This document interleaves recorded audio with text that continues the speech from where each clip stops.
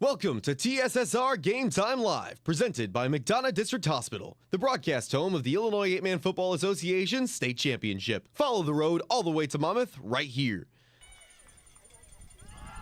Handoff, and Wart's got some running room. He's got the first down and a lot more. He's inside the 10, down inside the 5, keeps his feet moving. Touchdown, Pawnee Indians.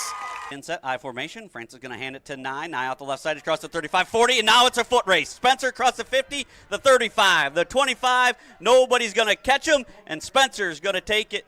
There is no better place to watch the I8FA than TSSR Game Time Live, presented by MDH. A bit far here. This one breaks the tackle to the outside. Lots of room to run, trying to make one man miss. He's able to break that tackle as well.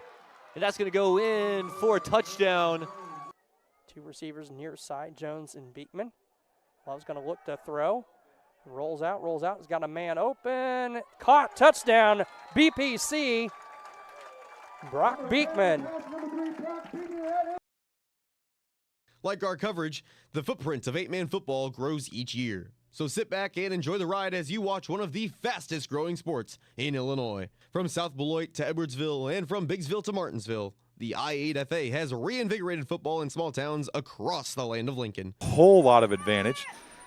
Coming back into flat near. Oh, what a big-time hit, and it's going to be. And that's kind of the way that 8-man football goes. I mean, you see a lot of good defenses, but it's really just a league of offense. And here's Kelly once again to the far sideline, trying to pick up a block downfield. He's able to break that tackle, and it's going to be a one-play touchdown for West Central. You're watching TSSR Game Time Live, presented by MDH, a product of Hulett PubliPro LLC. Good afternoon, everyone. As you can see, the coin flip is getting ready to go right now. Just getting it called off. I'm Dwayne Hulett. Welcome to Pawnee High School in Pawnee, Illinois. We're here for the Illinois 8-Man Football Association's quarterfinal round game, the last one to start. Two of them are done. One is into the fourth quarter, or pretty close to it. This is Pawnee and St. Anne, the number 1 seeded Indians and the number 8 seeded Cardinals. I'm Dwayne Hulett, as I said. Have two different people alongside me today. First off, from NUIC Football, I want to welcome Kyle Kampmeyer. Kyle, thanks for joining us today. Absolutely, Dwayne. It's a pleasure being down here in Pawnee today. Excited for this matchup here. And also alongside, a voice from the past that I haven't got to work with in a long, long time, Mr. Jake Croxton from Bushnell/Macomb now. But Jake, thanks for joining us, taking some time off the racing thing to hop on a football game here. You even got your USAC jacket on, as a fact. Yep, it's warm. Happy to be here. Won't get to see the next couple weeks. I'll be in Placerville and Circuit of the Americas. So this is the one I get to see. I'll tell you what, guys, this should be a great game. Kyle, you and I have talked about this a couple times during the week. We talked about it 2 weeks ago on the playoff show, that if this was the game, this is a game we kind of wanted to see, because these are two teams that have two great running backs, one on each side, who want to really just run over people as well as run, as maybe more so than run around them. And we're going to see a lot of hard-hitting football today. Yeah, absolutely. I mean, for St. Anne, you have Chris Link coming in, has 2,006 yards rushing on the year, 31 touchdowns. And on the other side of the ball is Pawnee's Carson Ward, who sits at 1,620 yards and 30 touchdowns. So very exciting matchup here. You got two of the most marquee running backs in I8FA here today. Should be a pretty explosive day, hopefully, as well. We had a little rain here earlier, but looks to have stopped for the moment, but we'll see how those field conditions play out. Looks like I think maybe that might be the AD out there, Mr. Kirby. I can't really tell. I think so. Through the viewfinder for sure, but I want to say that if you are watching, hop into live chat, tell us where you're watching from, who you're cheering for. The kids will get to go back and watch that. Want to say hi to Carson Wart's Uncle Bill, who's going to be watching the game in Honolulu, Hawaii. What time is it there? What time it's is it? 5 hours behind, I believe. So 4 or 5 hours behind. So it's not as far behind now that we are back on real time rather than a jumped ahead time that we do here in Illinois. But that's something else for another day. Kyle, this game is set up to be a lot of fun. But before we move into this game, let's talk about something in the north, or the top half of this bracket. I should say in the bottom half of the bracket, because it's going to be number 2 facing number 6 at number 6 home last week as Milledgeville upset Ridgewood. That's correct. That was an interesting game there. Milledgeville got out to a 16-0 lead, and before halftime, Ridgewood was able to score to make it 16-6. Later in the fourth quarter, Ridgewood got another score, missed another 2-point conversion and make it 16-12. Milledgeville was able to survive that fight to complete that victory to a 16-12 final. And they will be playing host to the number 1 ranked team in I8FA, who is the number 2 seed, the Polo Marcos, as they steamrolled West Carroll 66-0 today. Yeah, Polo didn't have a whole lot of trouble, but that game was one of the most anticipated games of the year when Milledgeville and Polo played at Milledgeville earlier this year. With it being a semifinal, that place is going to be packed at Milledgeville High School. Yeah, absolutely. I mean, it's the Battle of a Blacktop. It's a rivalry game. A lot of people are going to be packing that place for a semifinal matchup. It's Polo's 5th consecutive trip to the state semifinals in I8FA action. Milledgeville making their first trip in I8FA action. So it's going to be a big game there. Amboy still going with their game against Martinsville in a game that I think is a lot closer than people thought in Martinsville. Trying to get into the end zone right here. It's 32-20, but they're moving the ball down the field, matriculating the ball down the field. And it is an interesting spot to be. You can see the camera covering up, the little bag covering up the camera occasionally there. They are out in the elements up there at Amboy. But Chris Frankhauser on the call, Aaron Christian on the camera up there as the fight song being played here, and this place likes to rock out. Jake, weather like today, we've had rain showers throughout the afternoon as we work towards 4 o'clock. It's going to continue to be those showers and kind of dropping the rain. That is the kind of thing that hinders a crowd a little bit, but quarterfinal round playoff football probably not going to be as hindered as much as a regular season game. No, at this point in the season, you expect to see a lot of people on the other side, and even St. Anne seems to have traveled as well. But really, who needs to pay attention to this are the running backs, as you talked about earlier. If you're looking for explosive today, right now as we sit, you might be okay with that. But if you look at the radar and you pay attention and you really believe what's on it, you might have an hour of good football here, and then depending on how good of a start you get and how ahead you are at that point, if the conditions start to change and it's not in everybody's favor for that, it might really change the outcome. As the St. Anne Cardinals coming on to the field right now, and both of these teams, Kyle, come with a sense of pride. St. Anne is building a program. Pawnee's had a program, but St. Anne in just their second year of football at their school since 1979, having a playoff win and a good shot at a win today here in a very, I would think, will be a very competitive football game. Yeah, I mean, when you take a look at these two teams, a lot of people are looking at St. Anne having the 2 losses on the year. But on the other side of that coin is the fact that these two teams did not meet up in the regular season. And like we talked about earlier, both teams have very explosive offenses. It's going to come down to whose team can pick up the defense. Obviously, on the season, Pawnee has shown to have the better defense on the year. So that's where we're really going to try to see this game take place. But explosive play calling on both sides of the ball is what we're looking at in this matchup. It'll be interesting to see who can control between the 40s and then get the line edge at the line of scrimmage too. You talked about great running backs right there on the screen right now. Number 5, Chris Link. First thing you said to me when you got here, Kyle, was the kid is a big boy. Yeah, he's he looks the part, man. All 6'1", 185 pounds. You can tell he's got the size, the speed, the athleticism. I'm very interested. I've only seen him on film. I have not seen him live, so this is my first time getting to see him live, and I'm excited to see what he can do here today. The Hells Bells getting ready to be played here as it's time for the Pawnee Indians to come out. And, Jake, you've been an announcer a long time. Playing the music, the walk-in song comes on. It's one of the best parts of being an announcer, isn't it? Yeah, this is that part of the day where if you're in that spot, you're trying to get the crescendo up, and the crescendo is right here. You see the Indians start to gather behind the breakthrough, and hopefully when they break through it here, everybody's going to go wild, and we're going to have a great start to this game. You know, my fear is every time they have one of these is being that kid that trips over something. And run over the cheerleaders while we're at it, too.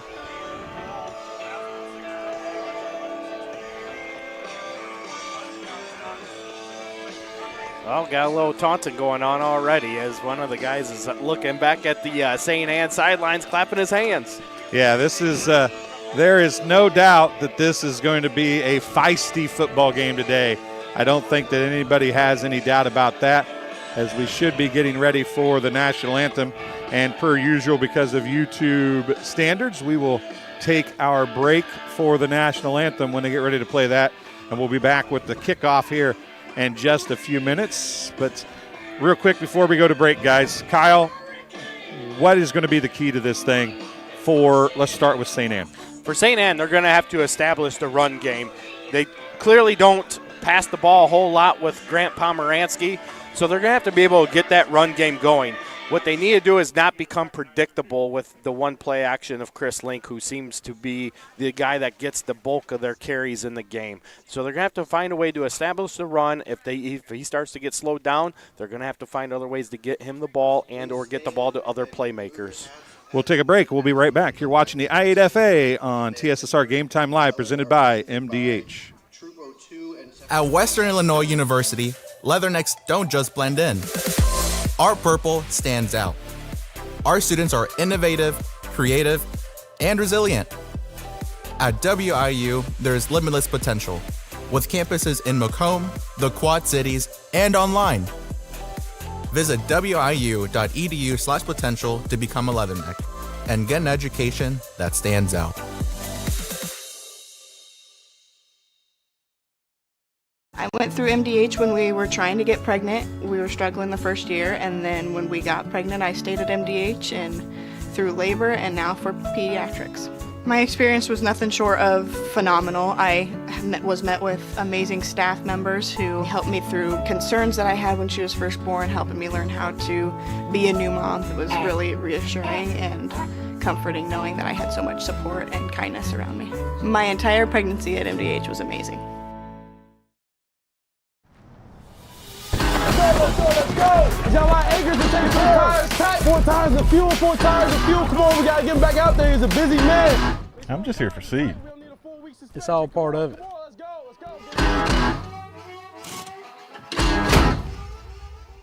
Suit up.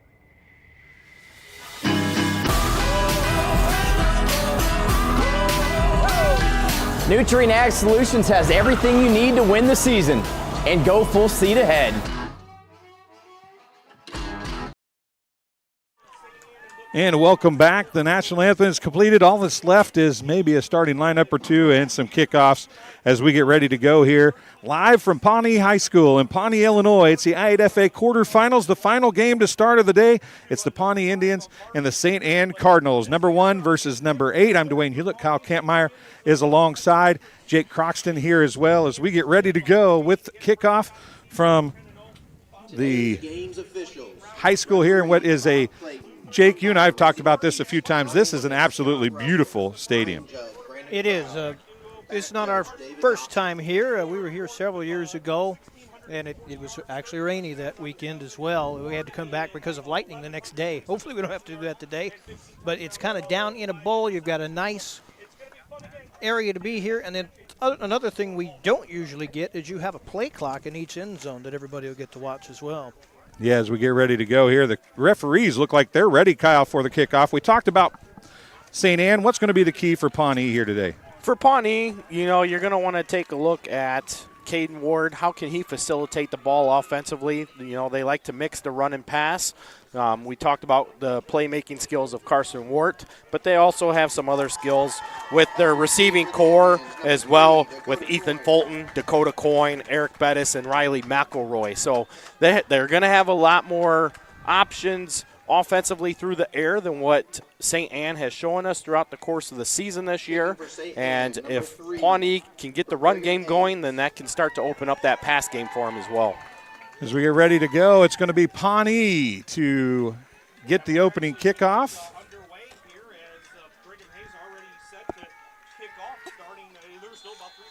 Hayes is a good one. He'll have the ability to send this into the end zone if he wants to, but he's going to kick it a little short.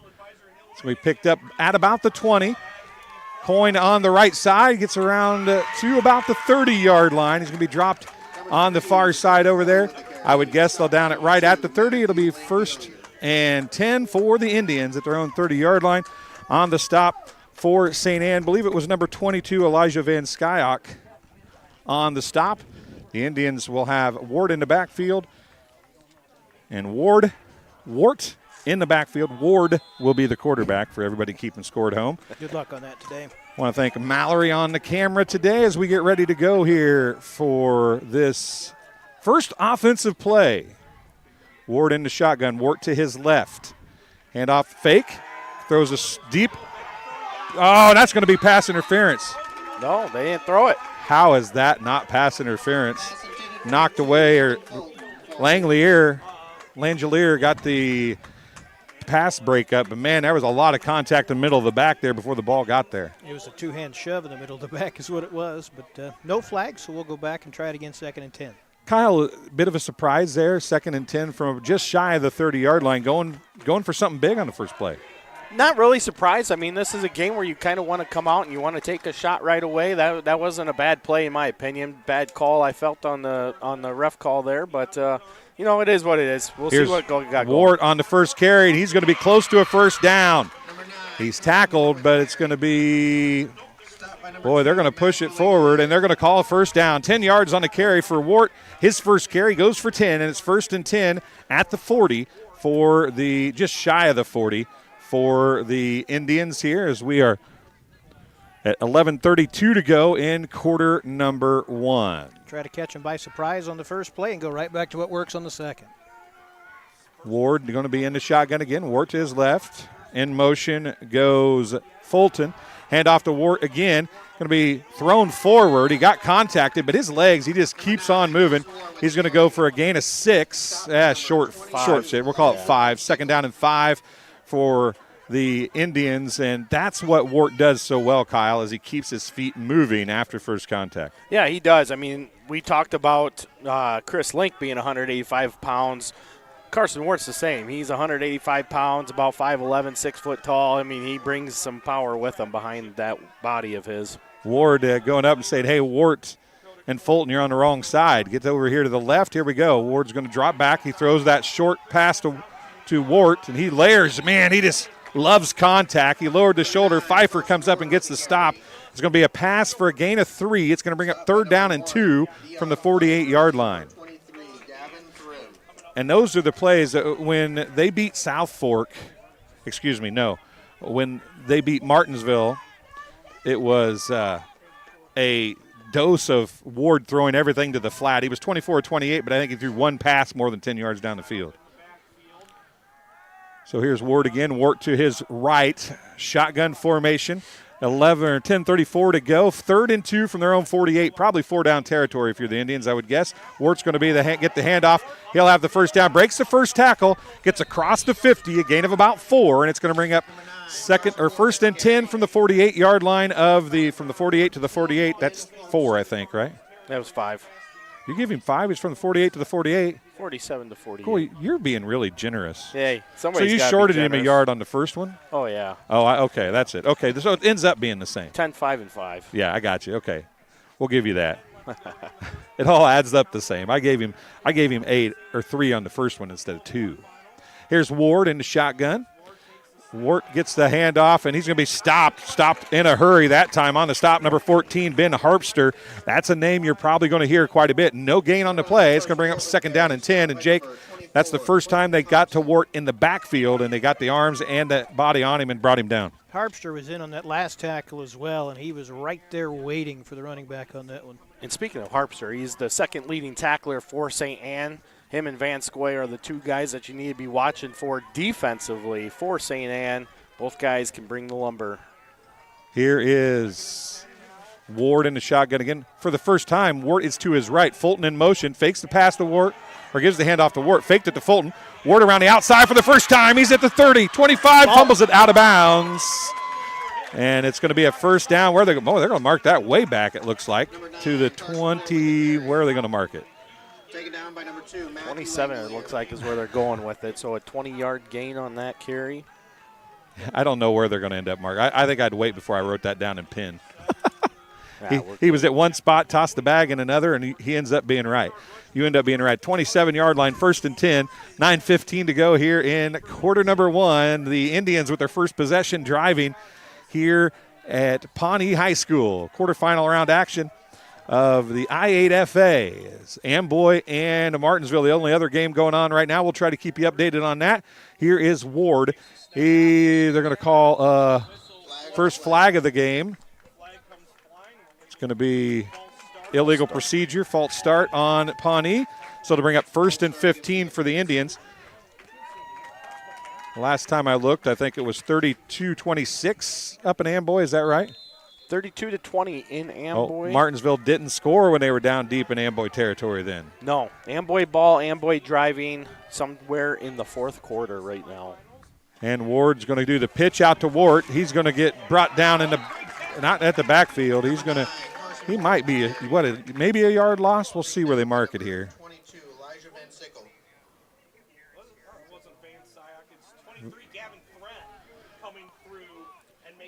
Number 23, Gavin Thrim or Van Skyok. We'll see which one it is. It looks like he lost a yard there, so it's 2nd and 16 for the Indians.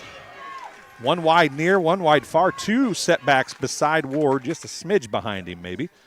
In motion goes Coyne. And the ball is dropped.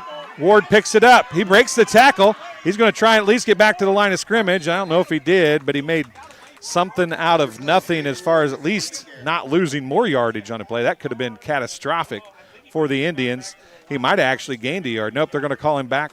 They're going to move it up. They're going to move it back, another yard loss. So it's 3rd and 17 for the Indians, and it's going to be with 8:28 remaining here in the first quarter. And, Jake, that could have been huge. False start and a fumble here real quick for Pawnee. That kind of stalled them out a little bit. We'll see what they do here with 3rd and long. St. Thomas More had a lot of success against St. Anne last week on 2nd and 3rd and longs as they drop back. And we'll see what they do here. Here is Ward dropping back. Going to throw into the flat. He's got Fulton. Fulton has got some jump moves, but he's not going to. That was a great job of holding position and letting your white jerseys come to help, finally making a stop. Number 24 was Quentin Thompson, but it was really Pfeiffer who made the difference. Ethan Fulton made the catch, a gain of 3. It's going to bring up 4th down and 14. Ward was out here on the left side trying to block 2 guys, and as you said, he wasn't able to get both of them. He got one, but not both. Yeah, it's you have a pretty good blocking day, right, Kyle, if you can block 2 guys at the same time? Oh, absolutely. I mean, that's what you want to get out of some guys if you have the play set up right, but it's not always possible. Here's Ward as they go for it on 4th and 14 for the Indians. You're too close to punt, too far to kick. Ward drops back, rolls right, throws it into the flat. He's outside the pocket, so it is going to be incomplete and a turnover on downs to the St. Anne Cardinals with 7:33 to go in the first quarter. Hop in that live chat. Tell us where you're watching from and who you're cheering for. I want to say hi to John Shadis, says go Indians. Mike. Pawnee always been a second-half team. This season they have been a second-half team, and both of the games we've covered, actually all 3 of the games we've covered really this year, they have been exactly that. You don't want to get too far behind, I don't think, this team with Link as a quarterback. Pomeranski in the pistol. Link, a deep setback. Handoff's going to go to him around left side. He breaks 1 tackle, and he's going to go. He's in the 45, 50, 40, 35, 30. The angle isn't there. Chris Link, 5, touchdown. Cardinals with 7:21 to go from the 33. That makes it a 67-yard touchdown run for Chris Link.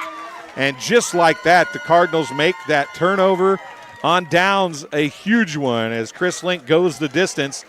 And we saw this against South Fork. Arm tackles, Jake, do not work on a back like that, as Hayes is on to kick the PAT here as we look for a 7-0 lead for the Cardinals. Snap, down, hold good, kick up, and it's no good. Wide. Kick is no good. Wide right, and the kick is no good. That's not something you see from Hayes very often. The kick was no good, and that'll make it 6-0 for the Cardinals here early in this one. We'll take a break, and we'll be back. You're watching the I8FA on TSSR Game Time Live, presented by MDH. Working at MDH feels special to me because I went through MDH when we were trying to get pregnant. We were struggling the first year, and then when we got pregnant, I stayed at MDH and through labor and now for pediatrics. My experience was nothing short of phenomenal. I was met with amazing staff members who helped me through concerns that I had when she was first born, helping me learn how to be a new mom. It was really reassuring and comforting knowing that I had so much support and kindness around me. My entire pregnancy at MDH was amazing. And welcome back here as it's 6-0. Pawnee trails the Cardinals here as we get ready for Hayes to kick off for the Cardinals. And that first play, a one-play drive for the Cardinals, and we are back underway. And again, Coyne with it, and he's got some running room. He breaks the tackle. He's going to be out to the 39-yard line. Coyne, who is very dangerous returning the football, is good for a 19-yard return. They're going to mark it right at the 40, it would appear. It'll be 1st and 10 from the 40 for the Indians, who now have to figure out a way, guys, to respond after that big return, or big run, I should say, by Link. Really big drive right here. You stalled out on the first one, and then you got hit in the mouth. We'll see how they respond here. Wart. He's got running room. He's going to go up for a gain of about 8 to bring up 2nd down and 2. Stop by number 10, Grant Pomeranski. Wart is fast. He had a huge weekend last weekend, Kyle, and he broke some big plays, but Wart does not have the breakaway speed, I don't think, that Link does. No, and you don't need to have the breakaway speed. What they're doing when they get that run game going is they're able to get some good carries and control the clock, and that's what they're going to have to do because clearly St. Anne can have that big play ability, and you got to limit that. Ward again is going to get a 1st down. He's going to bake it outside. He breaks another tackle. Oh, wow. Tackle. Down to the 35. He breaks another tackle, and he's down to the 32-yard line, and that is Carson Wart running right there. You think you have him, and then you don't. He's like Houdini, only he breaks things instead of disappears. Carson Wart goes from the 48 on his side to the 32 on the plus side. I think that'll be a 20-yard run if my math tells me correct. We'll see where they actually mark. Is that the 33 or the 32? Looks like they're at the 33. So a 19-yard run as the rain starts to come down here. I was going to say, as you look into the lights, if you can see it, it just picked up big time. That could change everything. This field was in really good shape, but the more rain they get, the slicker they'll get. Wart lowers, and he's going to go. He's at the 10, 5, touchdown, Carson Wart. Anything you can do, I can do too. Carson Wart is in from 33 yards out, and the Indians have tied the score with 5:57 to go here in quarter number 1 on the back of Carson Wart, and he played, as Chris Dewar over in our area likes to say, Carson Wart doing Carson Wart things as he runs it in from 33 yards out. But the play was the one before that, Kyle, when he broke about 8 tackles. Yeah, he had that big physical run, was able to get free, and then continued to lower his shoulder, took on another hit, leveled a kid, and then continued to carry on before he lost his footing. But that time was able to get the ball up the middle. Nobody touched him until he was already to the end zone. 2-point conversion attempt coming here. Looking for the lead. It's going to be Ward handing off to Ward again, and he finds a hole, and he's in. And our Illinois 8-man football fans love to point out how big the 2-point conversions are, and the Indians get theirs. Hayes missed the PAT on the Cardinals touchdown, and the Indians lead 8-6. We'll take another break. You're watching TSSR Game Time Live, presented by MDH. MTC Communications is building a high-speed fiber network in our community, and we're putting priority on the areas with the greatest interest. That means we need your input to let us know you want us to build fiber in your area first. Experience the speed and convenience of fiber internet by visiting our special website and registering. Let us know you want fiber internet today and make your voice heard. And welcome back as we get ready to kick things off here. I want to say hi to John McCormick saying, great to hear the legendary Jake Croxton helping out on the call today. As you can see the rain coming down here at Pawnee High School, and it is pouring now, folks, right now. Maybe letting up a smidge. The ball's on the ground, rolling around. Finally going to be picked up at the 14-yard line, near side, and he's got some running room. He might go. Got one man to beat. Langelier is not going to get there. Oh, he breaks the tackle at the 13, and Langelier answers with a 77-yard kickoff return for a touchdown. No, 86 yards. 86, you're right. He was inside the 13, wasn't he? Yeah. An 86 or 7-yard touchdown return, and just like that, we're right back in the end zone. Langelier responds with a touchdown for the Cardinals, and now the Cardinals find themselves up by just 4, and the 2-point conversion becomes really big here for St. Anne. Pomeranski in this time. He is the holder, but I don't think they're going to kick. They're going to try to get back on pace with the Pawnee Indians here. As you know, it's raining pretty good when the official's putting a towel over the football. Well, I had a chance to check the radar real quick. This is that wall of rain that's clear to the river, and this is probably what we're going to do with the rest of the game here. Pomeranski, the ball's down, it's picked up, and that's going to be in. That's what Wart says. Wart says, hey, I could take that back for a touchdown in NCAA or 2 points, whatever it be. At any rate, that's how it's going to be. No good, as the rain may be catching for the first time here with 5:41 to go. St. Anne has one drive of one play, and they have a 86-yard kickoff return for a touchdown. We are at the 5:41 mark, and they lead 12-6. You're watching TSSR Game Time Live, presented by MDH. We'll be back in just a few seconds. At Western Illinois University, leathernecks don't just blend in. Our purple stands out. Our students are innovative, creative, and resilient.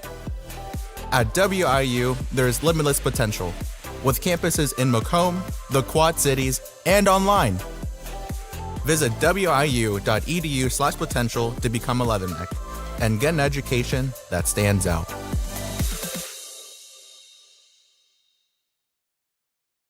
And welcome back. Hayes on to kick off for the Cardinals, and this one's going to be picked up at the 12-yard line. It's Coyne, and he's going to be dropped at the 20. It'll be 1st and 10 for the Indians at the 20-yard line, as we have points coming in a hurry. It's 12-8 with 5:37 to go. Third possession of the game here for the Indians. They've driven guys both times. First time stalled, second time Wart took it upon himself to get into the end zone. Yeah, very well very well at driving the ball down the field. They were able to get that run game going. They didn't. They said, forget the pass. Let's give our halfback the ball and continue to do that. And they got down the field real fast last drive. We'll see what they do. Continue on here on their third drive here. Ward in the shotgun. Wart to his left. Handoff's going to go to Ward again. This might be a 40-carry kind of night for Caden Wart.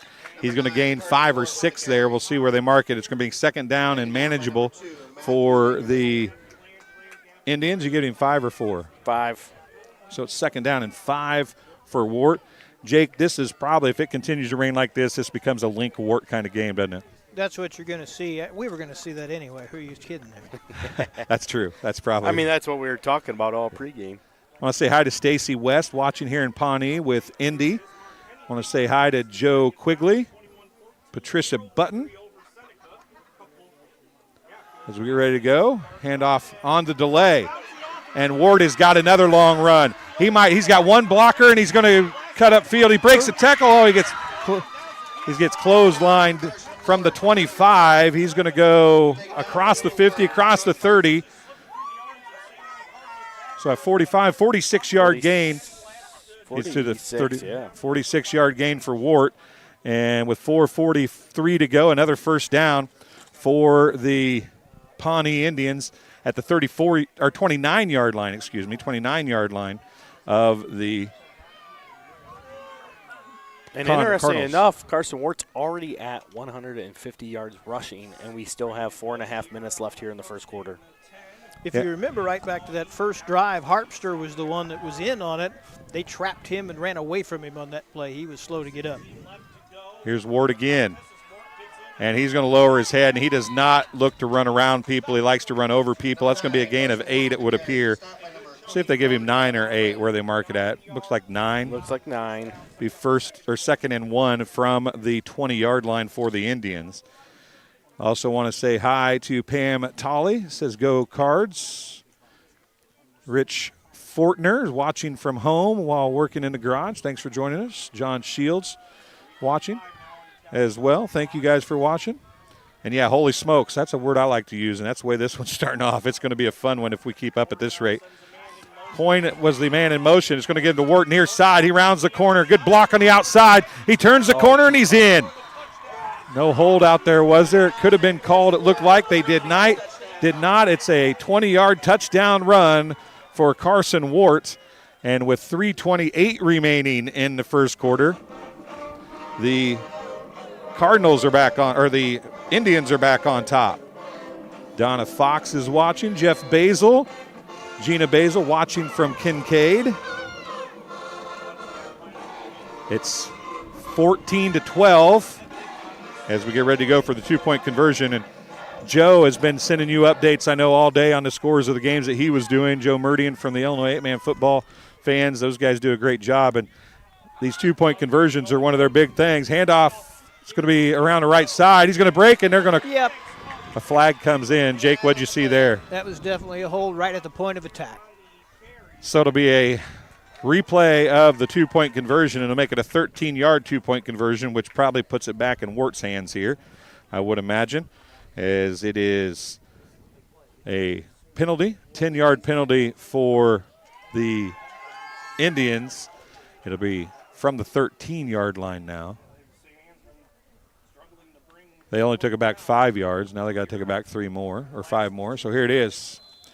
This makes this 2-point conversion a lot more difficult. We saw this same scenario break. Well, maybe if it happens again here, I'll talk about it. We'll just let it go and see. This happened last week at St. Anne after a touchdown. Here's Ward going to drop back to throw. Looks at the screen. Now he's going to throw it to the end zone. He's got an open receiver. He jumped too early. The pass was there. He jumped a little early. I can't see who that was intended for. May have been intended for number 18, Coy Clark. Pass intended for number 6, Riley Nope, McElroy. it was number 6, Riley McElroy, and it's incomplete. And with 3:28 to go, it is 14 for the Indians, 12 for the Cardinals. Cardinals another chance to touch the football. They've had it for about 12 seconds so far here today. We'll take a break. You're watching the I8FA on TSSR Game Time Live, presented by MDH. We're for agriculture, for growers, doers, whatever it takers. We're for doing things with purpose. We're for the little guy with big guy dreams. We're for agriculture. We're for you. Nutrien Ag Solutions, leading the field.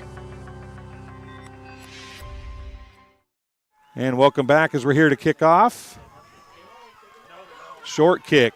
Not going to give him a chance to return this one, but he's going to break it anyway. He might come. He's around the right side into the 50. And that's Pfeiffer, and I'll tell you what, Pfeiffer is a good running back receiver also. Dion Pfeiffer is going to have it 1st and 10 at the plus side 47. Have the Indians, another great return for the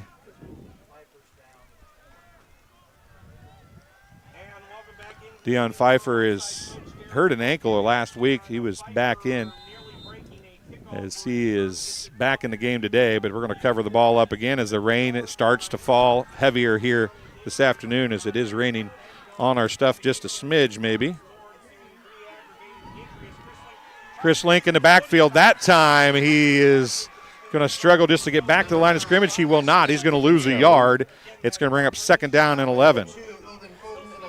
Yeah, he was trying to get things going off to the left side there. It looked like he was trying to plant his foot, got stuck in the wet grass, and Pawnee's defense was able to attack and stay low and take them to the ground. So great defensive effort there by the Indians on that play. Maybe it was, maybe it wasn't, but he's also right on top of that painted Indian right there at midfield. Maybe that was a little bit of different surface for him. Pomeranski from the, they're going to blow this one dead. Throwing it in the backfield. Illegal procedure is going to be called on the Cardinals. That's their first penalty of the game.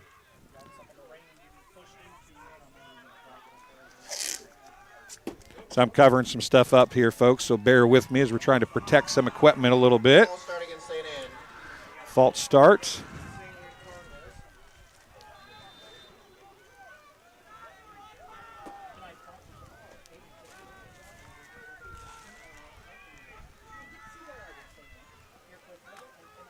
As we get ready to go here, we'll lift the sheet up occasionally and look at the comments. Mary Roger Kretkel watching, it says, Roger Mary, say, go Indians. Want to say hi to Greg and Sarah Amos, the Amos family from Edinburgh, watching, fans of South Fork Ponies, but wishing the Indians the best of luck.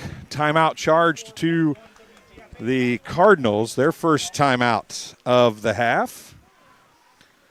Each team gets 3 per half, so we'll take that off the board.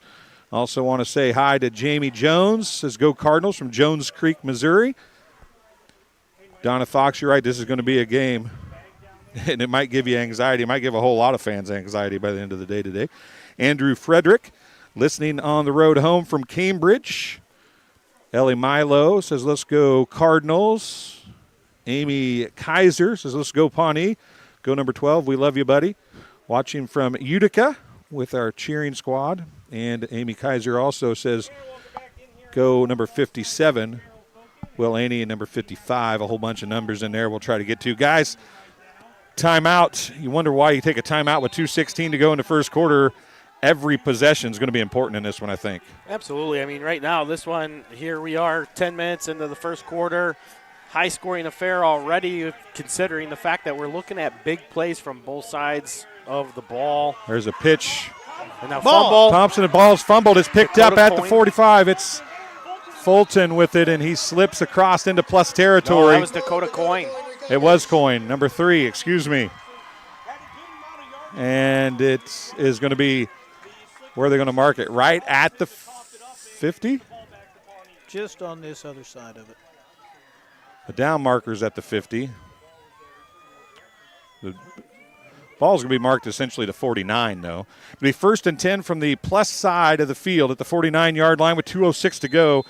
And the first big break of the game goes to the Pawnee Indians. And this, if you're a tennis player, this puts it back on serve, right? Because now the Pawnees gets that extra possession. Yeah, absolutely. I mean, this is exactly what Pawnee wants because they've been able to drive the ball. The only drive that they haven't converted yet was that first drive of the game. They got the ball rolling in their hands. Flag on the play. And a procedure penalty called against the Pawnee Indians. The two teams have procedure penalties only. That's the second one on the Indians. Plus they have a holding penalty, I guess, on the extra point earlier. So they've got 3 penalties for 20 yards. The Cardinals have 1 penalty for 5. That was the center. He was into his pistol snap and raised up, and the ball didn't move. Ward now with his team facing a 1st and 15 from their own 44. Pitch is going to go out to Wart. Wart rounds the corner. He's going to get the 5 yards back and maybe one more. We'll see where they mark it. Good job by the white jerseys that time, Jake, of spreading it out and staying in position, not giving him a cutback lane and not letting him get a real open lane up the field. Yeah, no, they did a good job of cutting off that angle because you could see him coming off tackle there trying to get that outside edge, and they were there in that lane to close that down to keep him to a 6-yard gain here. So we got 2nd and 9 coming up. With 1:35 to go. Go ahead. And you've got Pfeiffer back out there as they just bring him back off. Brigham Hayes is going to sub in for him, but he was at that point of attack. He's still struggling after the injury on the kickoff. Hand off to Ward again. He's got some running room up the middle. He's going to go for a short gain. It's going to bring up a 3rd down, maybe a gain of 3. It's going to bring 2nd down and 7. Or 3rd down and 7, excuse me, with 1:10 remaining here in the first quarter. It seems like we've been playing a long time. Fake to Wart. Wart, now it's Cade Ward throwing right side. It's going to be close to a first down. He's going to get about to the 4. No, they're going to narc it shorter than I thought. Coyne with the catch, but it's only a gain of 5. They needed 7. It's going to bring up 4th down and 2 from just outside the 40-yard line for the Indians, and this is going to be 4-down territory for them here as the rain continues to come down here in Pawnee, Illinois. That was a good job by Threm there to force him out of bounds short of the marker. It is really coming down now here as the field is going to start getting sloppy if it isn't already. And now that's big. Another false start. As it's another false start, and it's 5 yards. It's going to bring up 4th and 7, and much more difficult play here for the Indians with 57.8 seconds to go in the first quarter. We'll get back to some more comments in a few minutes, folks. We got it covered up because of the rain. Go ahead, Jake. As you started to say there, that Pawnee seems to be the one that makes the procedure mistakes here. That's number 3, and that takes 4th and 1 and makes it 4th and 6. Here we go. It's going to be from the 50 on the snap, hand off to Ward, and he's going to get the first down and a whole lot more. He's across the 30. Oh, what a tackle. Oh, he breaks the tackle. He's at the 15, 10, and a great field. Good block down the field, and it's going to be another touchdown on 4th and 6 from the 46. He gets a 46-yard touchdown run with 46.9 seconds remaining here in quarter number 1. And the Indians have scored 2 touchdowns back-to-back, and they lead 20-12. He got to the second level there, and Langelier met eyes with him, and all of a sudden he stopped and fell to the ground, and then it was on from there. I'll say hi to Jenny and Aaron Boudreau watching from a tractor in St. Anne. Go Cards. And Mary Harrington watching from Tennessee says go number 3 Hayes. And it's 20-12 with the 2-point conversion to come here. Handoff's going to go to Wart. He's going to run it outside and just run to the cone, and he'll get in. A 2-point conversion run for Carson Wart. And the Indians make it a 2-possession game, 22-12, here with 46.9 seconds to go in the first quarter. We'll take a break. We'll be back. You're watching TSSR Game Time Live, presented by MDH. I chose the MDH OBGYN group because I've heard wonderful things about Dr. Smith. And upon entering the office, I really got along with everybody and got a warm feeling. The staff is warm and inviting and welcoming. It's a small community, so it's a really nice hospital to have here in the rural area. I continue to choose MDH because of the relationships I have. I really enjoy everybody here. And welcome back as we get ready for another kickoff. No surprise there. And what did you say off air? 200 and what? 236 yards for Carson Wart right out of the gates here in the first quarter. He's got those big touchdown runs, 33 yards, 22 yards, and now 46 yards. But he's put together some big runs so far for the Indians, as they are really doing what we talked about. They are establishing that run game in a hurry. The Indians went for the jugular right there, Jake, on the onside kick and missed it a little bit. Coach Mack, we used to call that circle of death, right? Well, if you miss the ball, this is what happens. You get it at the 45 on the other side. The more interesting fact here, too, is St. Anne's only had the ball. They've only ran 3 offensive plays so far. Yeah, 1 touchdown, 1 tackle in the backfield, and a fumble. 2 plays for Link, 1 for Thompson, which was the fumble. Here is Link right up the middle, and he's going to break a tackle, and he's going to be brought down at the 35-yard line. It'll be a first down, a 10-yard gain for Link, and it's 1st and 10 for the Cardinals with 40 seconds remaining here in the first quarter, as it's 22-20. The Indians with the lead, but the Cardinals do get the ball first in the second half. So while that 2-possession game is big right now, Jake, it's if you can stay within that, you still got a shot, right? Or you can get back in within 1. The big one here is you got to get back in the end zone and keep pace with them. Link is going to be upended by Wart, I believe. Yep, Wart on the tackle there. Link's going to go for a gain of 3. It'll bring up 2nd down and 7 And that'll be the end of the first quarter of play. The Indians lead the Cardinals 22-12. It's the I8FA quarterfinals on TSSR Game Time Live, presented by MDH. We'll take a break. We'll be back in just a couple minutes. It was the community that really drew me back to Macomb. I'm from a small community, and I'm from a farm family, and ultimately I always wanted to practice in a place like that, and I felt that I had the ability to connect to people who with a similar background from me, and the fact that the staff members at the hospital and the support, all the support staff at the hospital was also focused with the goal of patient care. It felt like it just all came hammered at home for me.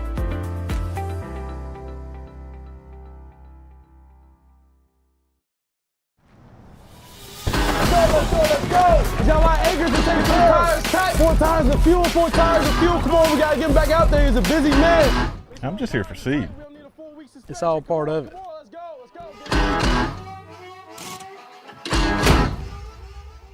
Suit up.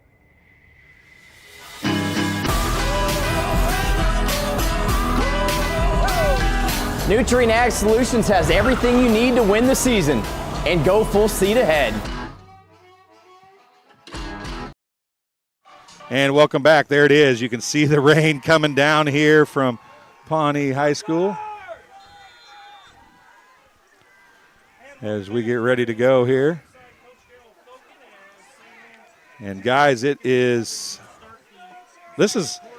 talked about this on the way down. The fans may not like it, but the kids love this kind of stuff, don't they? Oh, absolutely. You got to love playing in the rain. Ball's on the ground again, and it's Wow. going to be pounced around, and it's like a hot potato out there, and I think St. Anne Pomeronsky follows the play and recovers it after the Indians had a great shot at it, Jake, but just couldn't hold on to it. Pomeranski got it back, but he was the third guy to touch that ball, and the first two had red jerseys.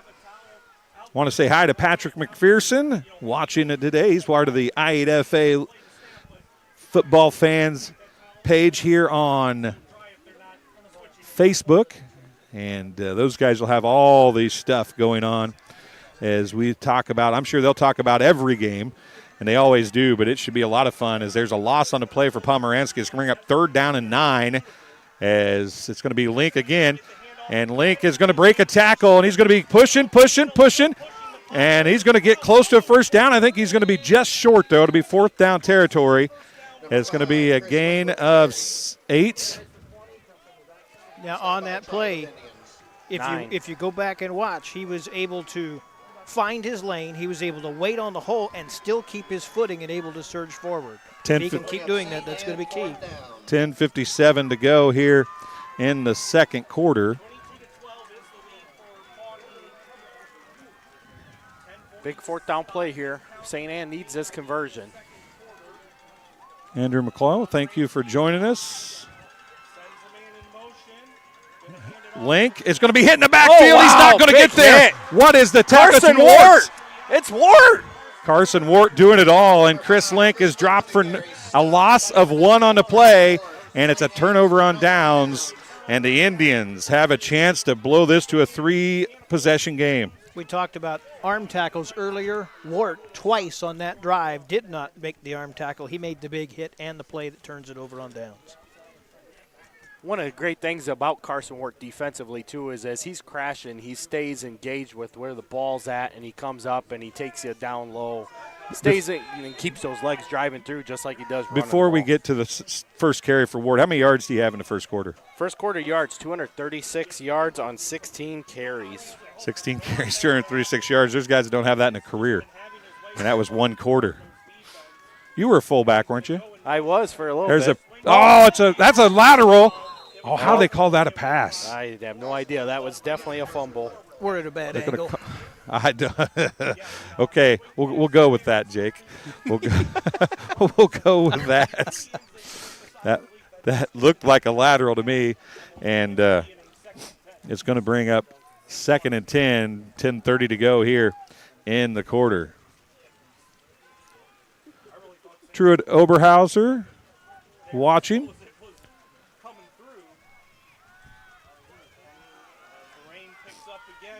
Here's Ward again. He's going to bounce it outside. He's got some running room. Going to kind of spin around. He'll go for a gain of He's across the 35. Third and manageable here, guys. Looks like he's going to, well, maybe not across the 35, right to the 35. A gain of 6 and bring up 3rd down and 4. Little speed burst there, and he was able to make contact and get a couple extra yards after contact on that one. There was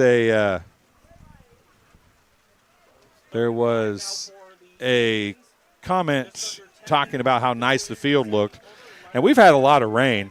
9:50 to go in the first half. There's a lot of football left to be played, Kyle, but this football field looks like it's holding up really well. It is holding up well. You can see on both sides of the 40s where you're starting to get a little bit of soak where the grass was worn out a little bit already, and you're starting to see those piles start to get saturated. So it'll be interesting to see what happens as those. Another procedure penalty on the Indians, and it's going to bring up 3rd down and 9. So manageable becomes long again. Yes, it does. Regulation play, that's their 4th penalty already.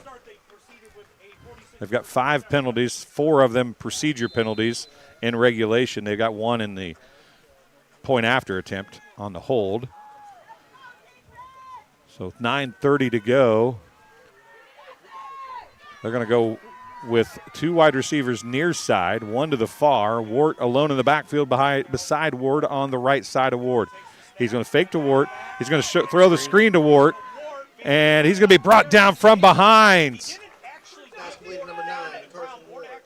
Who was that, Van Skyok? Yeah. Elijah Van Skyok.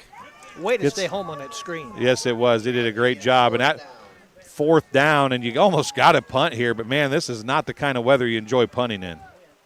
Absolutely not. I mean, you got to get your footing down. You got a wet ball now, so you got to get the snap off. A lot of factors here in order to make this count. Now this looks like it looks like they're going for it, but I bet they drop back and punt.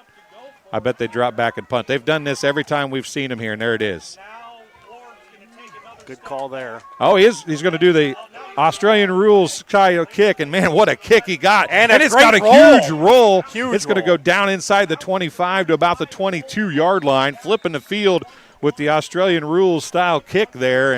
And that's we've seen them do that on every punt. He comes up, and I kind of wonder maybe if he doesn't have a play called, that if they want to do something, Jake, they can, but he sees he doesn't see anything he likes, he steps back and does the Australian rules kick. Football is a great act of subterfuge, right? So if they all look alike, you never know when the fake's coming.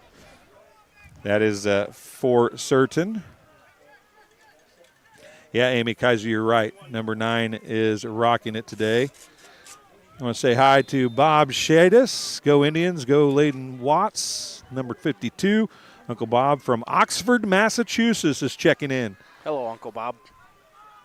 You did already miss a ton of action, Uncle Bob. You need to be watching this thing from the start. I'm telling you, it's been a good one. Everybody needs an Uncle Bob. That's right. There's been a couple of them. Uncle Bob from Honolulu, I believe. There's Link again, and he's going to be bottled up.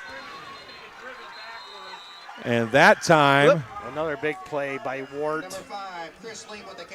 And this rain, you can just hear it, even through our headsets, right? Adamako comes up with the stop. Adamako gets the stop. 8:03 to go. And the Cardinals need Jake to make something happen here.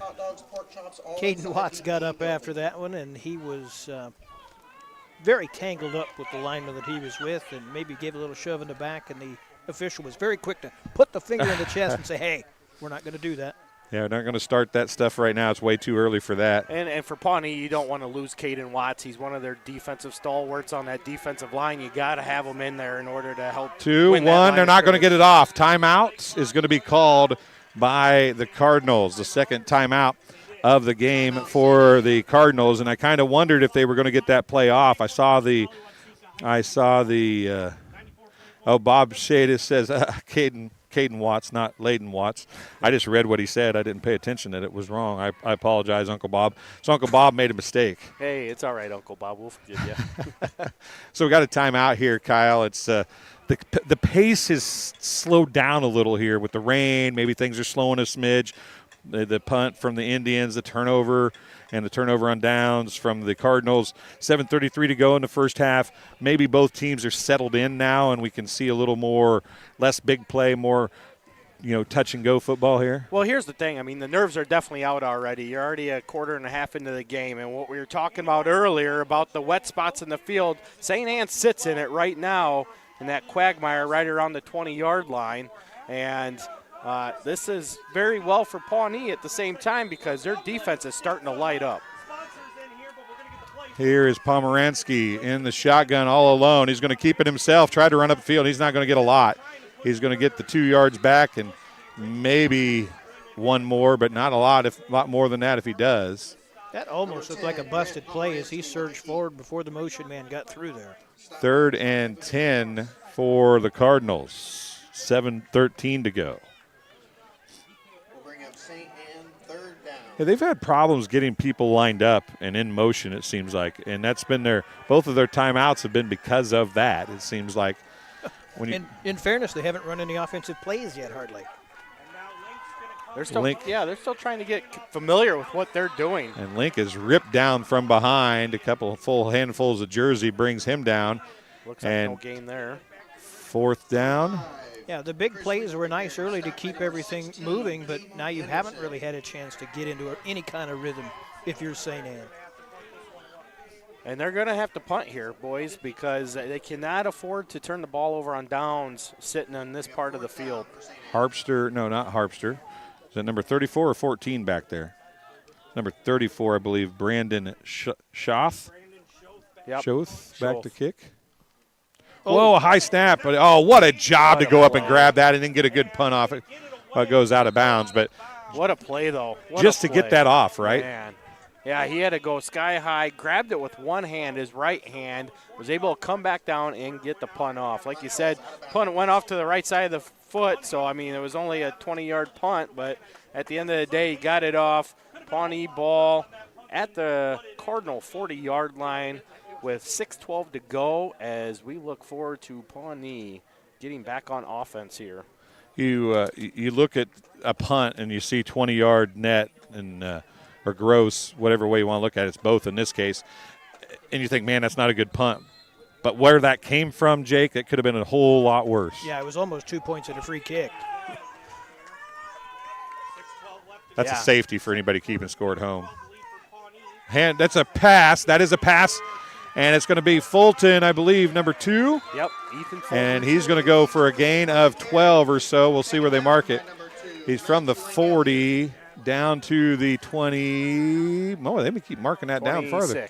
26, a 14-yard pass completion for the Indians. And they have it 1st and 10 at the 26-yard line of the Cardinals as we have 5:50 to go here in quarter number 2.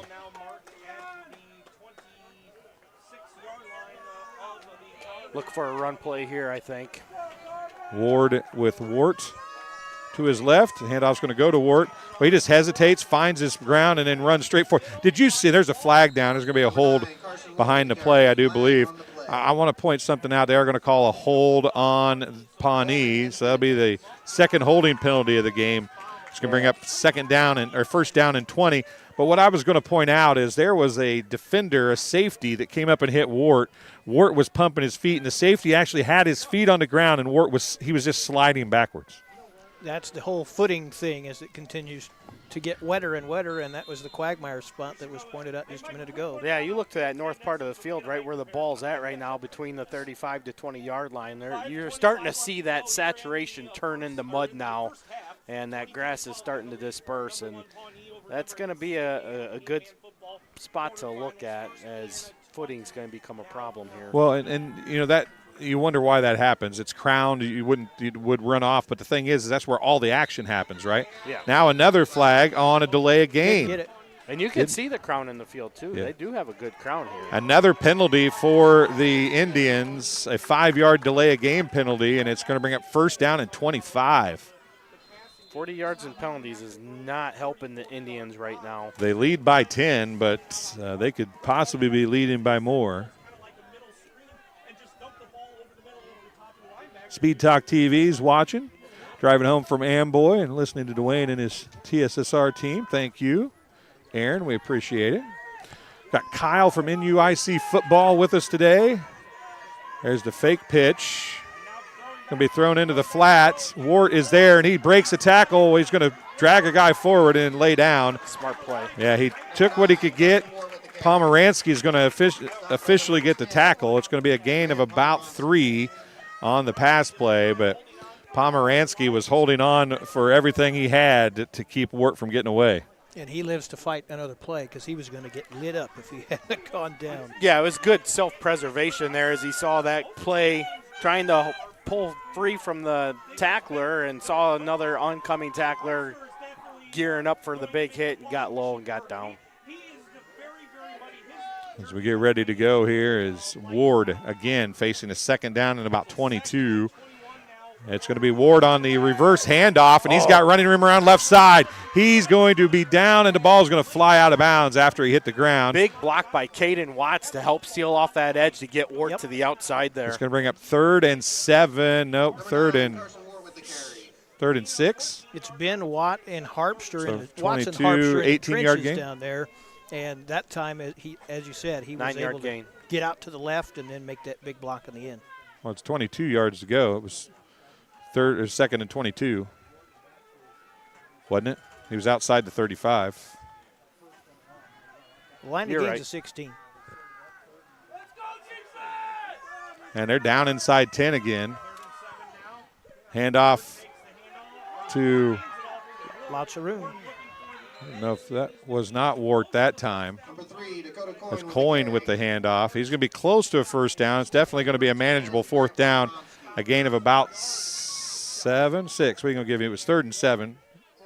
Or was it 3rd and 6? It was 3rd and 6? It was 3rd and 6. So give him 4 or 5. What are you giving him? I'm giving him 5 on that one there. So it's 4th and 1 then from the 17 or 18-yard line here. It's hard to tell from this side of the field. We're so close to the go-down markers. A little tougher to see now, isn't it? It is. No side markers. Just the 5-yard lines, every 5-yard line. Hand off to Wart, and he'll have the first down and a lot more. He's going to go touchdown, or to the Indians, excuse me, as Wart goes in from 17 yards out, and the Indians score again.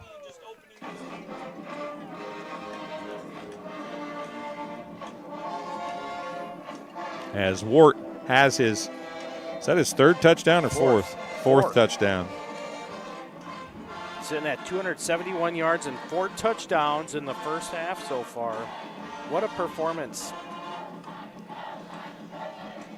Wart is the horse, as Aaron Christian, one of our camera guys, likes to say. He's the dog, and he is showing it here today. Wart's got 2 two-point conversions. That's a direct snap close, and he's not going to get in. I don't even know who had the ball up close there. And it's no good. The carry by number 77, Robinson, I believe. And it's going to go no good. And it's 28-12. We'll take a quick break. You're watching the I8FA on TSSR Game Time Live, presented by MDH. I went through MDH when we were trying to get pregnant. We were struggling the first year, and then when we got pregnant, I stayed at MDH and through labor and now for pediatrics. My experience was nothing short of phenomenal. I was met with amazing staff members who helped me through concerns that I had when she was first born, helping me learn how to be a new mom. It was really reassuring and comforting knowing that I had so much support and kindness around me. My entire pregnancy at MDH was amazing. And welcome back here as it is 28-12. The Indians have the lead, but the key about that 2-point conversion, guys, is it kept it to a 2-score game. Yeah, it sure did. I mean, you're sitting here, you're down 16, and we talk about it all the time. 8-man football, you definitely have to get your you got to get your extra points. Langelier ran that ball back in a little bit of a late hit out of bounds by number 40, Lucas Size.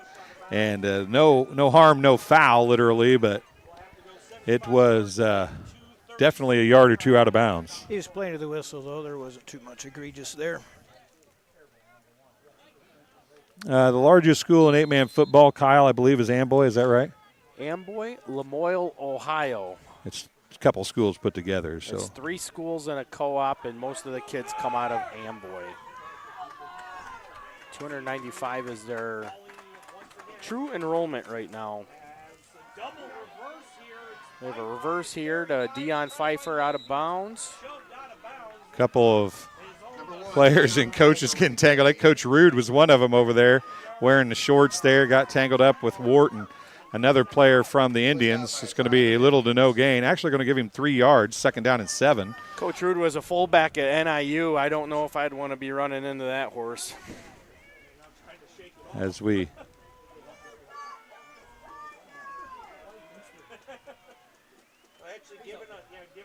continue through the second quarter here, Pomeranski drops it and runs, and he's got a lot of running room. He's across the 40. He cuts back. He's across the 50 to the 45 and ran out of bounds. He's 36-yard gain on that one for Pomeranski. And it's a 1st and 10, and that's the first down, their second first down of the game, I think, for the third first down. But yeah, not many. That's also the only time that Chris Link's going to get an attaboy for falling down 5 yards left of the play, because he took the defender that was headed for Pomeranski away, and that allowed him to sneak through. 2:20 to go here in the first half. The Indians lead 28-12. 2 huge plays have amounted to scoring for the Cardinals. They have not been able to sustain a drive. We're going to try to do it here. Here's Link on the right side, an inside handoff, and a flag's going to come down. It really doesn't matter at this point. And then there's going to be a late hit out of bounds, and a little wrestling going on over there. We'll see what that flag's on. We got 2 flags on this one. One during the play, should be a hold, I believe, on the Cardinals. The second one may be a unsportsmanlike or a personal foul on the Indians. We'll wait and see as they talk it over here.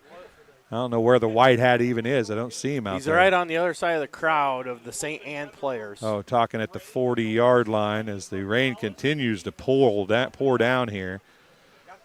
And I'm glad that we were able to get the camera and Mallory underneath the roof here tonight, because it would have not been a good night to be out with a camera in this rain. No, that was a beautiful spot that you picked out here. I mean, when you told me originally we were going to be outside to the right side of the press box, I was like, all right, cool. And then rain in the forecast, but we found this little crow's nest across the way of the field. As if you're old school like we are, guys, it would be reverse angle. That's correct. Right? We talked about that before. It's the reverse angle from the crow's nest and the scoreboard and all the other stuff that goes on. So, but we're over here, and it's a lot better. We got radio right beside us, and it's a tight fit, but it's a great fit for what's going on here today.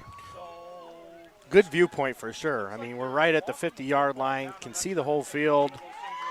Jake's got a little struggle out his left side here, but he's got a little opening. That was a hold. It was a hold on the Indians and a personal foul on the Indians. So they get both penalties. They get both penalties. Wow. It's a 25 yards in penalties on the Indians, a penalty first down for the Cardinals, and it's a 1st and 10 from just outside the 10 for the Cardinals. And this is Chris Link territory here with 2:14 to go here in quarter number 2, and this is a huge, huge possession and they're going to be in motion, and the penalty marker is going to come down. To put a period on that last play, that is something you'll see at this level that you don't at others. They will call the hold on the defender that has a hold of the offensive player as well, and it's also a 10-yard penalty, not a 5. And that's what it was, 25 yards in penalties. And that puts Pawnee at 65 yards in penalties right now to St. Anne's 10 yards in penalties. So, yeah, Pawnee's got the advantage here, but, man, they are losing a lot of yards just in penalties alone. Yeah, 4 procedure penalties, a delay of game penalty, 2 holding penalties, and 3 holding penalties, actually. And none of it matters unless St. Anne can get into the end zone. That's right. And now another timeout, the 3rd and final timeout of the half, charged to St. Anne.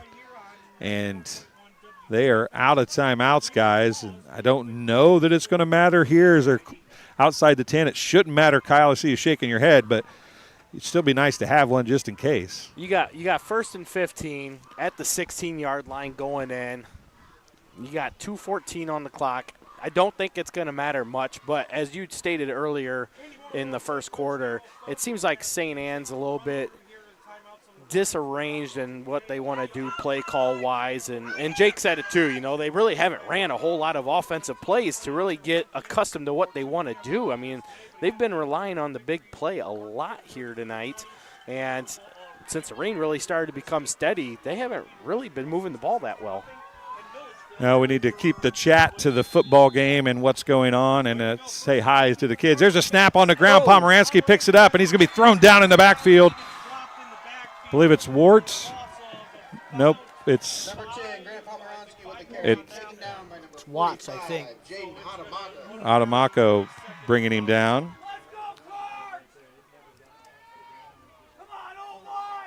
Actually, I think it's Watts hobbling back to the huddle there. Maybe not. Number 50 is the one doing the hobbling here. I think he got stepped on. That would be Case and Dunham. So it's second down and forever. Been a lot of time behind the sticks here today for a lot of points being scored. 133. Pomeranski looks right, rolls right, throws right, and it's incomplete. And it was maybe knocked down. Adamako again on a defensive play, and with 1:23 to go. Adamako used to be number 33. I don't know what they have him in here. Yeah, that's why it was confusing me. He was number 33. He changed his number last week, too, I saw. So he's number 45. Adamako. 1:23 to go. Third down and a long ways. And now that timeout, you probably don't need the timeout, Kyle, but now do the Indians try to get the ball back here and make something happen at this last minute 23? You definitely got enough time to do so, and you have all 3 timeouts. So this is a great time for Pawnee to get aggressive here, force some issues, and then get the ball back and potentially drive down the field before hand off to Link, and he's going to be brought down well shy of the first down, about the 20-yard line it looks like, maybe the 15. 19. They're at 6-yard gain for Link on that one. With the carry. Stop by number 45, Jaden Adamako. They haven't called a timeout yet. This would be a good place to do it. And speaking of Chris Link, too, I mean, we talked about big plays, right? I mean, it's hard to tell, but he's got 91 yards, but only on 9 carries. So he's still averaging 10 yards a carry right now. It's just St. Anne has not done much with the ball here. And there is the timeout. Jake was just kind of wondering if we were going to see timeout by the Indians with 53.8 seconds, and they let a lot of time, Jake, run off the clock there before they took that timeout. Yeah, if you're going to do it to save the time. And now you're going to get into a spot here where maybe, I mean, it is fourth down. You're not going to take 53 seconds to run a play here, but maybe you wanted a minute 10 where it was when we went up the other direction. So we get ready here with the timeout on the field, 53.8 seconds remaining. Thank you, everybody, for watching. Like this link, share it, like this if you would, and tell your friends where you're watching from. Share it on all your social media. Don't forget to like the I8FA football page on Facebook. It's the I8FA, Illinois 8-Man Football Association page. Make sure you like that. You get all the official updates from there. You can also get all the official updates and a whole lot more from our friends at Illinois 8-Man Football Fans, and from Kyle, who's right here to my left on NUIC Football, as we get ready to go. Fourth and a lot. Pomeranski, he drops and he falls. Down. Oh, I'm surprised they didn't throw a flag right there. I mean, I know he slipped, but still. He falls at the 29-yard line. 9-yard loss. First and 10, Pawnee at their own 29-yard line.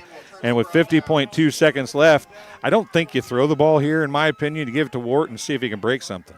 If you're going to throw it, set up a screen. I mean, we saw it earlier where St. Anne was very aggressive on that defensive front, exposing themselves for a potential for a screen play. But, you know, you don't have anybody in the backfield right now, so they're looking to throw. And here is Ward throwing into the flat, and there was nobody there. Wart was running a play, running a route, and it was Van Skyok for the Cardinals who had turned back and looked and saw the ball coming, but Wart kind of ran down the field, and I'm not a receiver, but he was running kind of a fly pattern to the outside, and he didn't cut back, and he looked like he was supposed to run an out or something like that. I'm not a receiver either, but he ran a 10-yard out instead of a 5 there. Well, and you want to be a little careful here. You're still on your own side of the 50 here. An interception's an easy pick 6. And you don't want that going into halftime. No, especially when the Cardinals get the ball first, right? Exactly. It's only a two-possession game. 41.4 seconds left. It's empty backfield again. Coach Tolley is not messing around. He's going to try to go for something big here. Ward tucks it and runs, and he's going to go out of bounds. And one of the things that we're starting to see is footing. You could see it right there with Pomeranski. He's starting to lose footing. He gets 7 yards on the carry. I'm sorry, Ward, not Pomeranski. Six yards on the carry, 3rd and 4. He had a nice pocket there, but as you said, he tried to get away, and that was the best option that he had, but he stumbled just a bit and then ended up out of bounds for a gain of 2 maybe instead of what he could have got there. You got to run this here, don't you, with Wharton, get the first down? That would be my play call, but it doesn't look like that's what they're looking at doing. They are not. It's going to be a passing situation again, 3rd and a long 4. And a fake, and then it's going to be a screen to Ward, and he throws it caught, I think. Yeah, he did catch it. He's close. But he's going to be short of the first down. He's going to gain 2. It's going to bring up 4th and 2. And a timeout going to be called by the Indians. They heard a from you there, Jake. That's a kind of a 4th and 2. If you're calling a timeout here with 25.8 seconds left, you have to be planning on going for it, don't you? You would think so. You know, we talked earlier about, both teams need to keep their foot on the gas, and you've got 25.8 left here, and St. Anne's out of timeouts. So I suppose you call the timeout to get a play set up here, but now we're talking about maybe trying to run some of the clock out instead of save it from earlier. So it all came out in the wash, I suppose. 28-12, the score. You're watching TSSR Game Time Live, presented by MDH. Here as we approach the end of the second quarter, 25.8 seconds left. The winner of this gets Amboy. If Pawnee wins, it's here in Pawnee. If St. Anne wins, that's at St. Anne. The ball's on the ground. Wart picks it up, and he might break it. God. He's going to bounce it out left side. He's got a lot of running room. Pfeiffer's going to put a hand on him, can't track him down. He's down inside the 30, and the ball was snapped on the ground. It's 1st and 10. As the ball is out of down, and a timeout's going to be called by the Indians as he was not out of bounds. 26. That'll be the final timeout. He's down inside it's 20-30. Where was he at? He's at the 37. Yeah, so it's 13 plus, that's 30. That's 32 plus 4. It's 36 yards on the carry. Yeah, 26 is where he's at. Yeah. Sometimes the busted play is the best play, right? Yeah, and that's what happens. Final timeout called by the Indians there. It'll be 1st and 10 from the 26. And that that puts Ward over 300 yards now already just in the first half. It's been a crazy first half for Ward and the Indians. And give a call to Pfeiffer on that play, too, as he was earlier on the kickoff return. He's been banged up fighting that. He comes off. He's got his shoulder pads up, and he was able to put in that extra gear and make the stop that probably saved a touchdown there. Yeah, absolutely. I would agree with that one. Here's Caden Ward. He's going to be knocked down.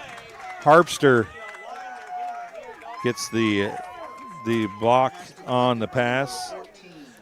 If you like heavyweight fights, you want to go back through this game and watch Watts versus Harpster every time we get it on camera. Yeah, it's been a tough battle at the line, and right now the Indians are winning it on both sides of the football. 14.6 seconds left. Now, I know why you throw the ball, Kyle, because the clock stops if it's incomplete, right? But with a guy like Wart, he has had such success running the football. That might be your last play if you run out of time. Yeah, I think so, because right now you still got 14 seconds. You're out of timeouts now, so you got to conserve the clock. It's going to be knocked down, incomplete. It was knocked down. It was tipped out of, but ultimately knocked down by Gavin Thrim, but I don't know who got a hand on it at the line of scrimmage. And those are the types of plays in this scenario where we're talking about, where they just, if you're Pawnee, they really make you take your breath away just a little bit. The race car seat would be stuck to you, wouldn't it, in those scenarios? Correct. If you're talking about what things happen in the racing world. And people can take that for whatever you want it to mean. As we get ready to go here, it's maybe 2 more plays here. It is 3rd down. This is going to be a wide receiver screen. Ball's on the ground. And Ward's just going to cover it up, and the clock's just going to run out. Yeah, just take it to halftime now. And that's how it's going to end here in the first half. An uneventful ending to a very eventful first half. 28-12, the Indians lead the Cardinals at the half. 2 touchdowns, the difference, and 2 2-point conversions. Patrick McPherson is probably chomping at the bit to talk about this one and the 2-point conversions, how they have not been good in this one. So for Jake and Kyle, we're going to take a break, and we'll be back with the second half and some stats. You're watching the I8FA on TSSR Game Time Live, presented by MDH. MTC Communications is building a high-speed fiber network in our community, and we're putting priority on the areas with the greatest interest. That means we need your input to let us know you want us to build fiber in your area first. Experience the speed and convenience of fiber internet by visiting our special website and registering. Let us know you want fiber internet today and make your voice heard. All right, welcome to halftime. All right, welcome back. I'm here with Melissa Onion, and another employee at MDH. And why don't you tell everybody what your job is here at MDH? Sure. I am the Director of Obstetrics here at MDH, so I oversee labor and delivery, nursery, and postpartum care. So the labor and delivery unit is newish for MDH and state-of-the-art, isn't it? It's gorgeous. It was recently renovated in 2019. It is absolutely gorgeous. We have whirlpool spa tubs in every labor room. We have 3 labor rooms, 8 postpartum rooms, all private suites, so it's very nice. What is it about labor and obstetrics that's important for a hospital? Because you see so many hospitals that are losing that department. What is it that made MDH, or what is it that keeps it at MDH? I always like to tell people that the community truly funded our women's center, because they did. They were the ones that raised the money for us to renovate our facility and to continue on. It's so important right now in the state of Illinois. There's less than 20 level 2 facilities left that are offering birthing facilities. So it's so important and vital for our community to keep those facilities going. Well, obviously you're local. You're from the Rushville area, so you're local to the region anyway. So you can feel that personally as in MDH's growth in the area. It means something to you because you're from here. Absolutely. Grew up, born and raised in Rushville, just 30 minutes away. But in this community, the closest tertiary care center is over an hour away. That is vital to have a facility, especially in maternal care, that mothers can go to and need. So it's very important that we're here. Well, we've talked about in our interviews in years past and now and this year about how important the staff is. You know, it doesn't matter how good the facility is if you don't have a good staff. And it seems like everybody you talk to at MDH cares about their job and what they do. I think that's what's so unique about a rural facility is we all know each other. At larger facilities, sometimes you're just a number. We're here, you're an individual. We see you as a true person. Our staff is truly a family. That's something that we pride ourselves on because we are such a small knit group. It's wonderful to be a part of. You know, some people, as they chase a career, and I'm not saying you're chasing a career, but as you chase a career and you move up the ladder, you know, you want to move up to bigger and better things, quote unquote.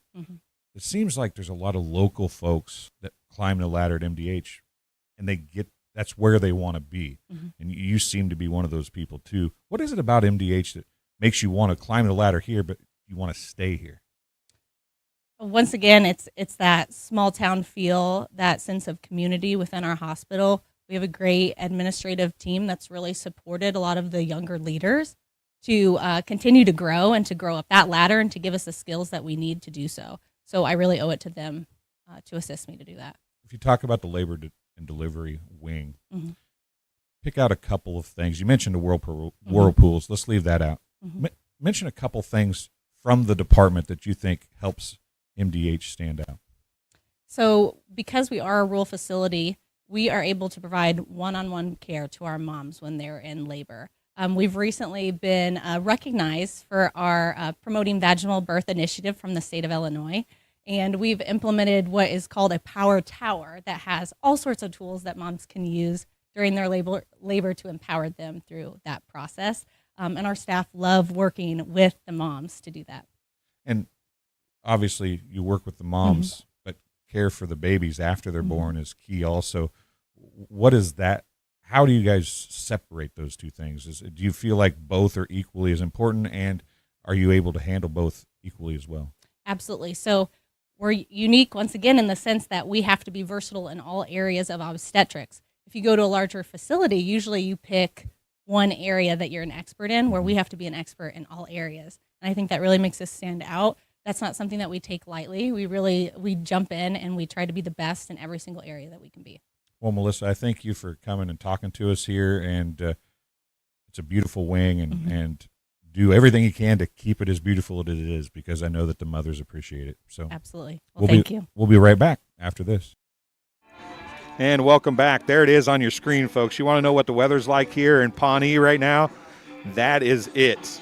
The lights are shining and the rain is falling, and it's 28-12. The Pawnee Indians lead the Cardinals of St. Anne High School here in I8FA quarterfinal round action. You're watching TSSR Game Time live, presented by MDH, and you're watching the playoffs presented by the Illinois 8-Man Football Association. I'm Dwayne Hulett. Kyle Kampmeyer from NUIC Football and Jake Croxton are alongside tonight. And guys, they can see it on the screen right now. The rain is coming down, and this is going to be all about who can keep their footing in the second half.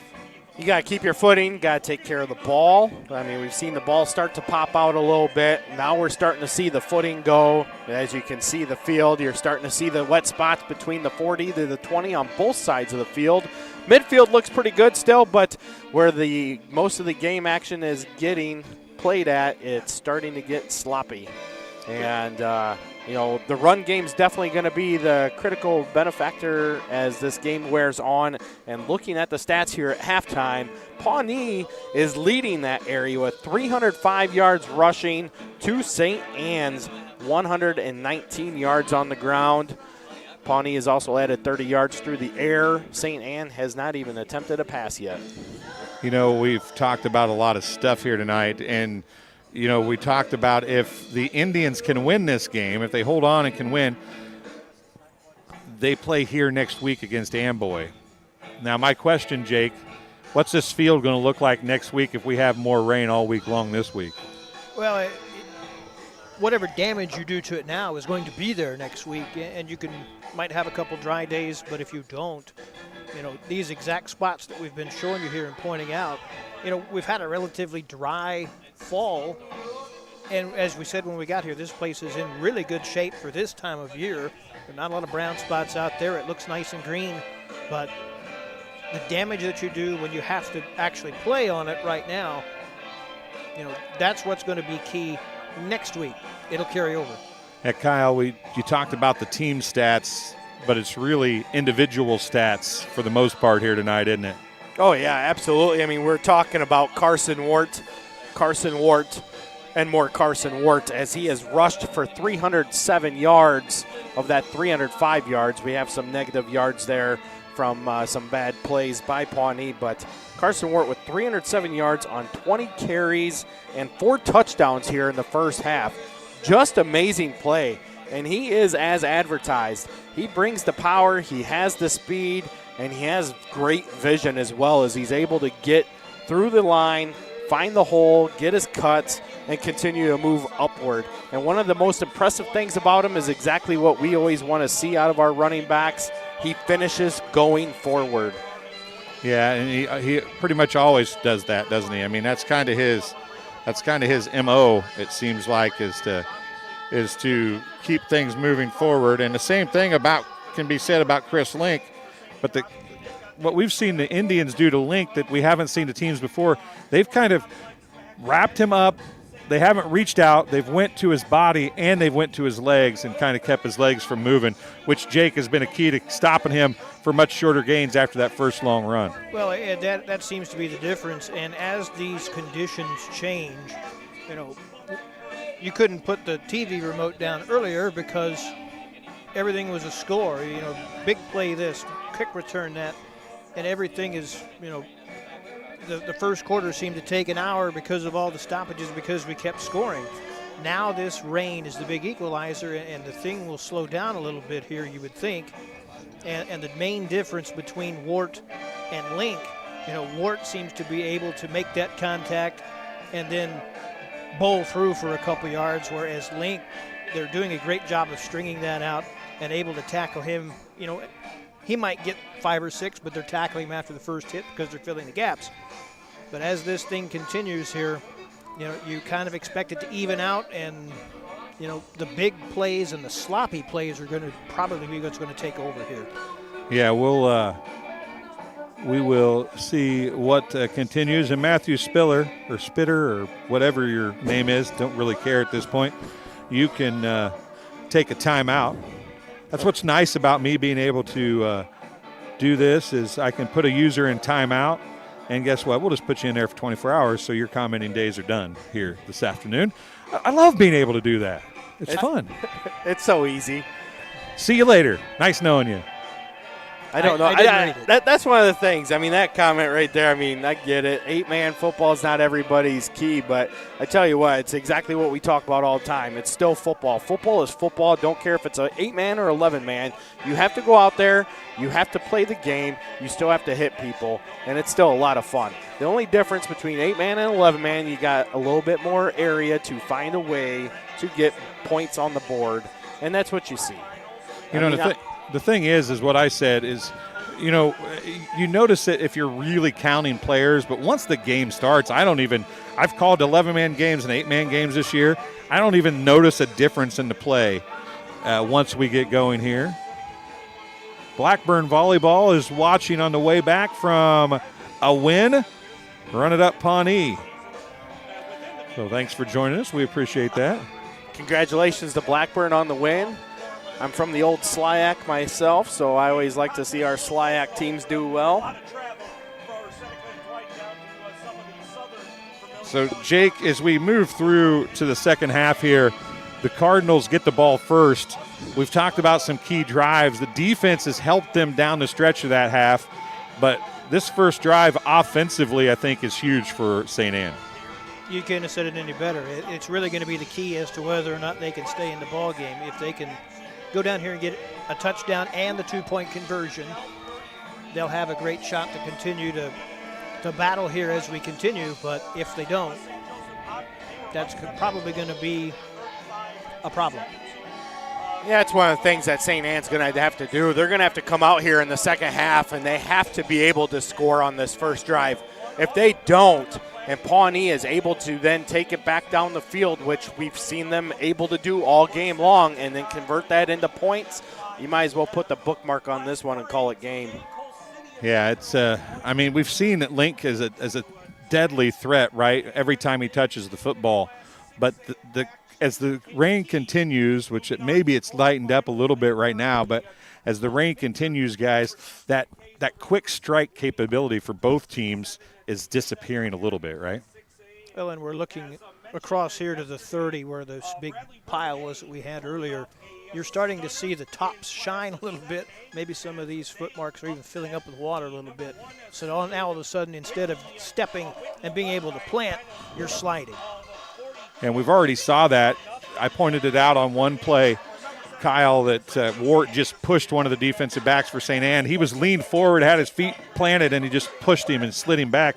That is not good for any defensive back, especially when you have running backs the size of these two guys and Link and Wart. Well, and that's where these conditions really help the person that has the momentum going forward for them. So defensively, that means you have to get to the point of attack faster in order to have yourself an opportunity to make a good play while keeping your footing intact. Because if you're not reading the play and you slip and slide, advantage goes to the offense. And typically in these conditions, you tend to see where the offensive player you think would have the advantage, but likewise, they got to be able to cut back, and if they can't get their footing on those cutbacks, it doesn't matter. But if you're a bowling ball running forward, you're going to keep going forward. St. Anne is back out on the field. Patrick McPherson says a fast fact. Largest school is Amboy at 296. West Prairie has 293. Pawnee has 280. West Central has 270. West Carroll has 270 as well. And then the smallest is Schlarman at 75, Alden Hebron at 99, Martinsville at 99, Orangeville 102, and Milledgeville 122. So that's a list from the top and the bottom. And you know what's odd about that is the big teams were in the playoffs minus West Central, and the small teams were all in the playoffs minus Schlarman. And one thing that people forget to think about when they're looking at enrollments of these schools in 8-man too is all of your big schools, they're all either co-ops or consolidated schools. So you got to take a look at that, and then you got to take a look at numbers as well. And that's the other thing you hear about all the time. Already hearing about Polo needs to go back to 11-man. Well, that's not how it works. You got to take a look at what your numbers are coming up from the lower levels. Well, and they're not one of the biggest 5 schools. No, they're not. They have an enrollment of like 173, something like that. So they're below the 200 enrollment level. And you also have to look at it this way, too. 8-man football is to be able to breed success. If you have success, you're going to get people going out for the game. And you got to remember, a lot of these programs went to 8-man for the simple fact that they did not have the ability to compete at a healthy and safe level at the 11-man game. And now Pawnee is back out, guys. Eric Fulton hopped into live chat for just a second. One of the things I would point out here is it doesn't matter the size of the school. It matters the winning of the program, right? How much winning you do as a program. You know, the good teams have the most players. Even Alden Hebron is going to gain players because they're playing well again. And John Lawler is going to lead them back to being a good football team, which is going to make all the kids that are in that school want to play football, right? It's the teams that don't win as much can't get the other kids to go out, right? So your numbers are down. Polo doesn't, I mean, they're middle of the road. We'll say middle of the road, probably give or take 1 or 2 schools. They have a ton of players because they win all the time. Oh, yeah. I mean, they've established that program. I mean, when they were last in 11-man back in 2018, you could see the numbers dwindling. They were a playoff team that year. They went one and done in the playoffs. And, you know, they just didn't have the numbers coming up at the lower levels that they were going to see forecasted into the high school level. They went to 8-man. They've had success with it. And with success, you get more participation. That's how it works. And at the end of the day, do we not want to see the game of football grow? That's the question you got to ask yourselves. And 8-man is helping us grow the game of football. Mitch Holmes says St. Anne will adjust and come out strong after the half. I don't doubt that'll probably be the case. Patrick McPherson says Polo is 179 with 5 straight semifinal appearances. If I haven't mentioned it, folks, Patrick McPherson is part of the trio that does the Illinois 8-Man Football Fans Facebook page and the podcast every week.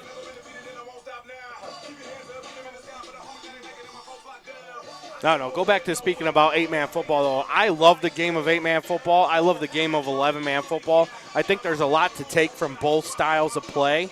And at the end of the day, do you want excitement or do you not want excitement? And I want to see teams be able to compete, and you can compete in 8-man the exact same way you compete in 11-man. Well, and a lot of these coaches that were 11-man and now are 8-man, what's the decision they had to make? I can put 5 linemen out here, or I can put 3 really good linemen, and if I had to put 5 out of there, maybe it's a freshman that I don't want to put out there because he's a freshman. Right, exactly. You got to look at the safety part of it too. You know, how many freshmen, sophomores do you have in your program where you're starting to build that program up? Do you really want them going up against 16, 17, 18-year-old kids when they're not physically ready or capable? I mean, there's different options to look at it. You could sit out a season too, but where do you want to sit out a season at? Nobody wants to sit out a season. Adamako on to kick off as we get ready to go with the second half here. I want to say hi to Chris Frankhauser, called the Amboy game for us here on TSSR, and he is listening on his way home. Thank you much, Chris. We greatly appreciate it. Here we go. Kickoff is underway. Second half action, and that's going to go out of bounds. Wow. Pomeranski was over there, just let it roll, and that's probably not a bad idea right now. The kick, I'm going to guess they make him kick. Coach Rudy, as you can hear maybe the guys on the radio talking, we had a lot of fun at St. Anne last week. I will tell you that when I said the holding penalty, and hopefully it doesn't happen again, after St. Thomas More's first touchdown, they had 2 holding penalties and missed the 2-point conversion on the third attempt from 23 yards. They proceeded to have 3 kicks out of bounds. So they had 5 penalties, 35 yards in penalties before the next play was ran.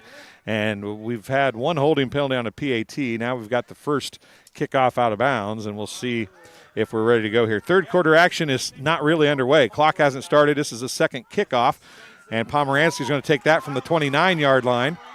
And he's got some running room, and he might go. He's across the 40, 35. He's going to be ran out of bounds at about the 30-yard line. And that's why you make him re-kick. Instead of just taking the ball, you lost one of your big play opportunities, and if you've got a guy that can do it like Pomeranski, now he's got you in good territory. Yeah, I mean, you're absolutely right, and that's what their thought is they're going to mark that at the right at the 30, it looks like. Yeah, 41-yard kick return. So it's 1st and 10 for the Cardinals at the 30-yard line in plus territory, Indian side of the field, as we are underway with the second half. Eric Fulton says 8-man football is a great opportunity for the kids. Fun to watch. It is fun to watch. I've enjoyed every game that we've gotten to do for sure. I agree with Eric. It is fun to watch. I don't care what people say. I think that anybody who doesn't think it's fun to watch just hasn't given it a chance. Link in the deep set. He's going to get the handoff from Pomeranski. He breaks a tackle, breaks another tackle, and he's going to turn the corner. He's going to keep his feet, and he is gone. And just like that, Chris Link, just like in the first half, the first offensive play is a touchdown for the Cardinals.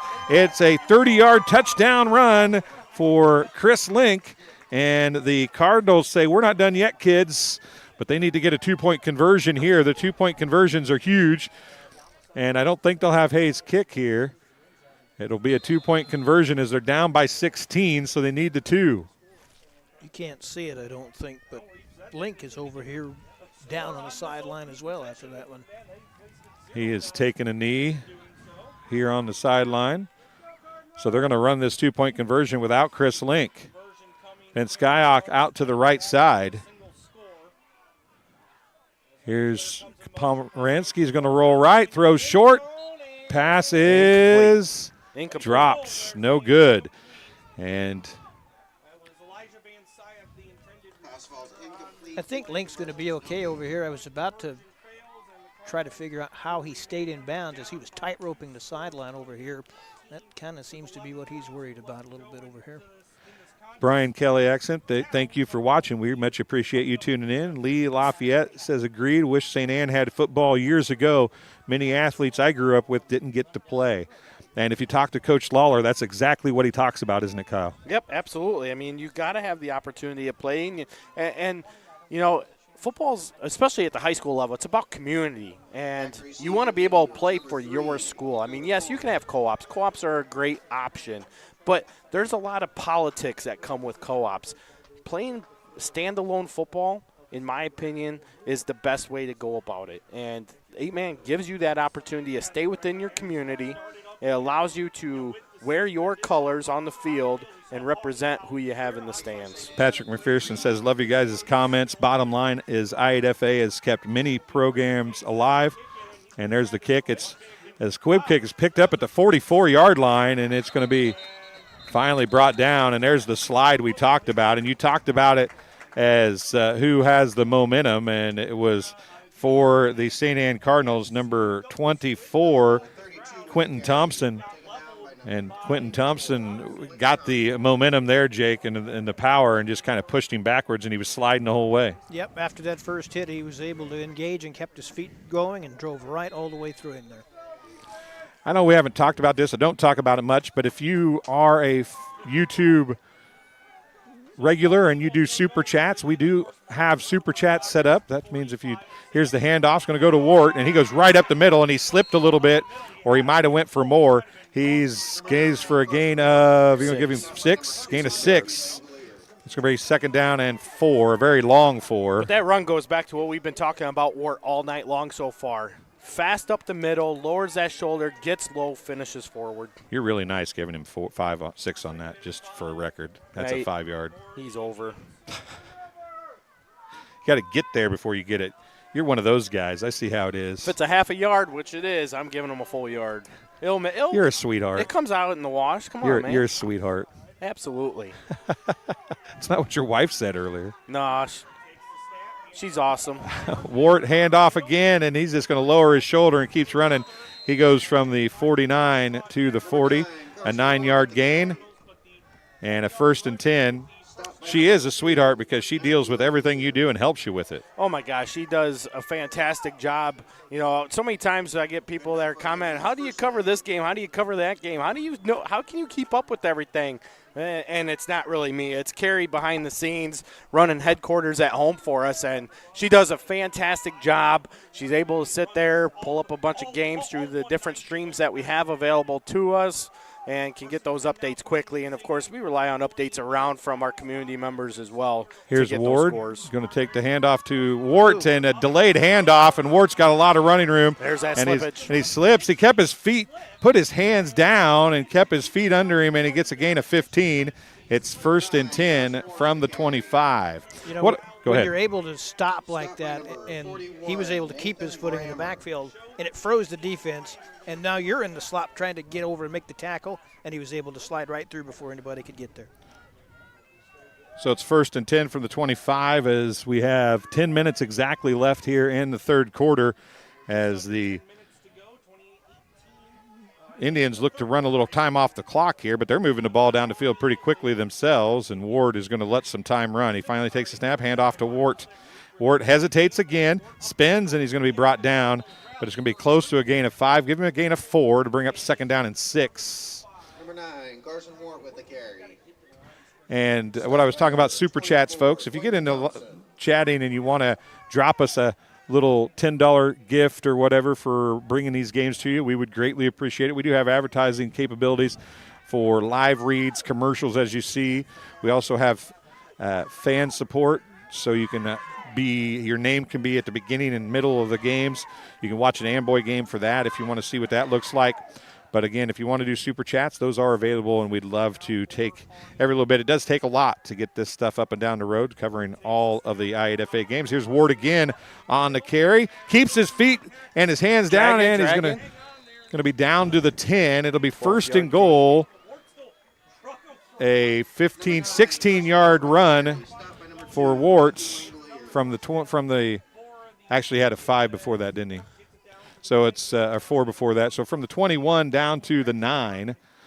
I tell you what, Carson Wart has that second effort on every single carry. It's amazing how much energy he can continue to carry as the game gets long. I mean, he's already up to 25 carries on the night and still is running like it's the first carry of the game. So Wart's going to take the snap. He's got running room outside, but he cuts it right up the field. He's going to be – the ball's out, I think. And I think St. Anne comes up with it. A 5-yard gain for Wart, but the ball comes out. It's recovered at the 1-yard line by St. Anne.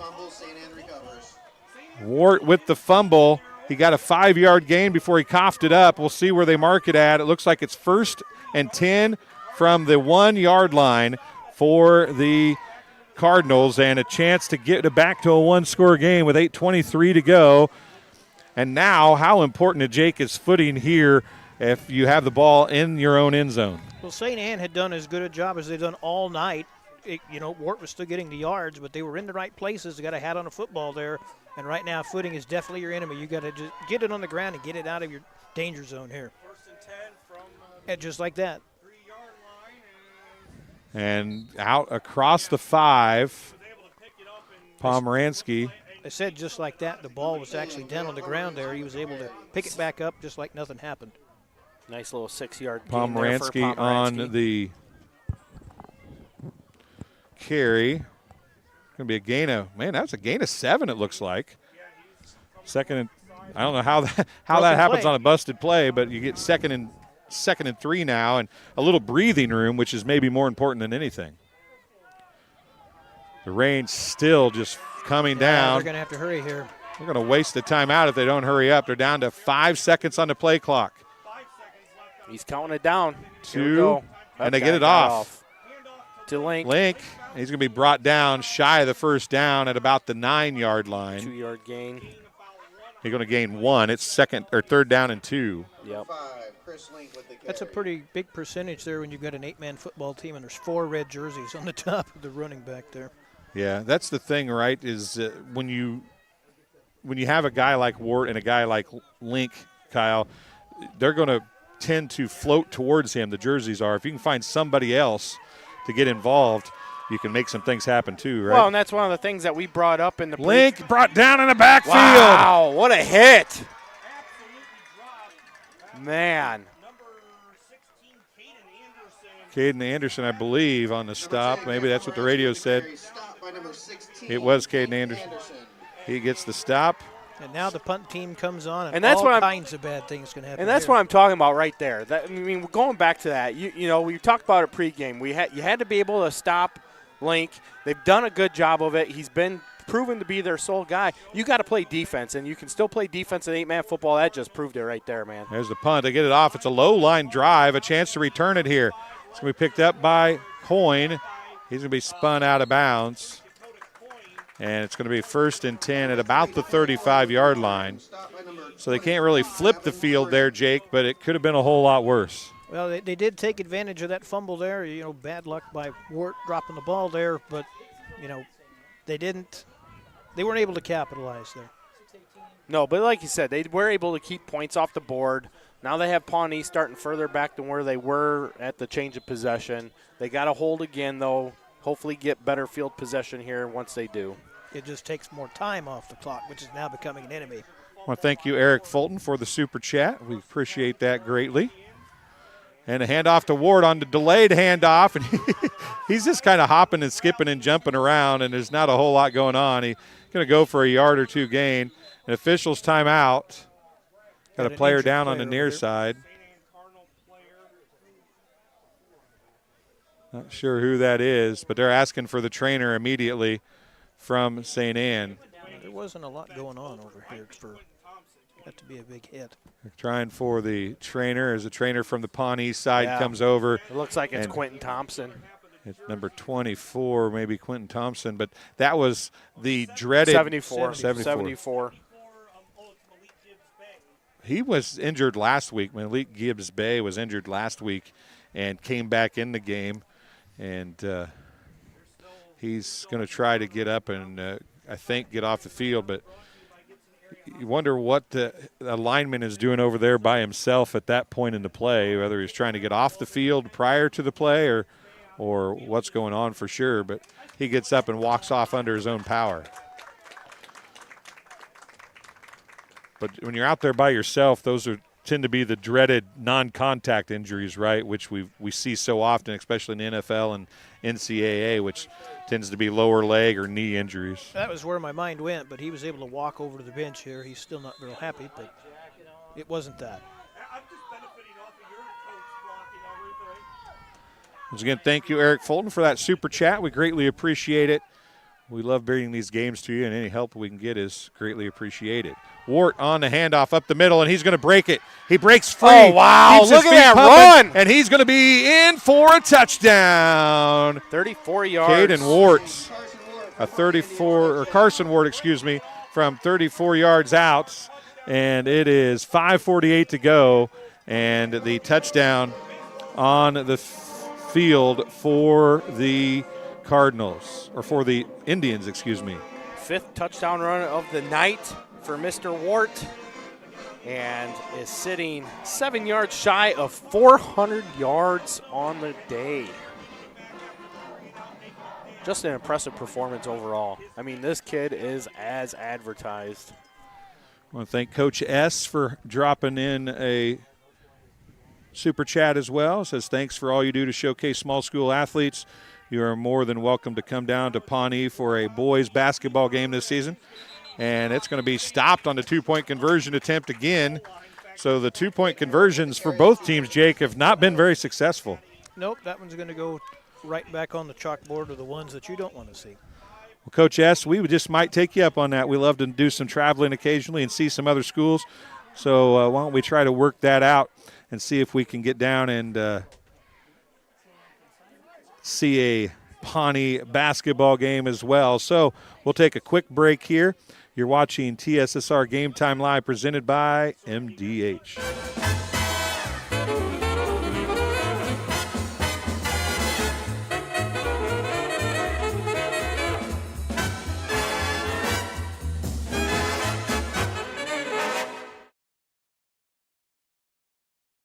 And welcome back here as we are just about ready for kickoff.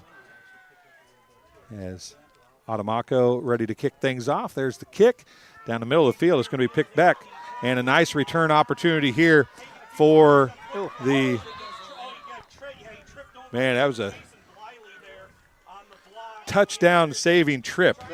Yeah, Langelier was about ready to break free, got upended, put on his back, but got back to almost midfield, right about the 40-yard line. It took a while to develop, but he had some help in front of him, but he just couldn't quite get over that outstretched hand. Rick Fortner, you're right. No matter what this score ends up, it has been a great game.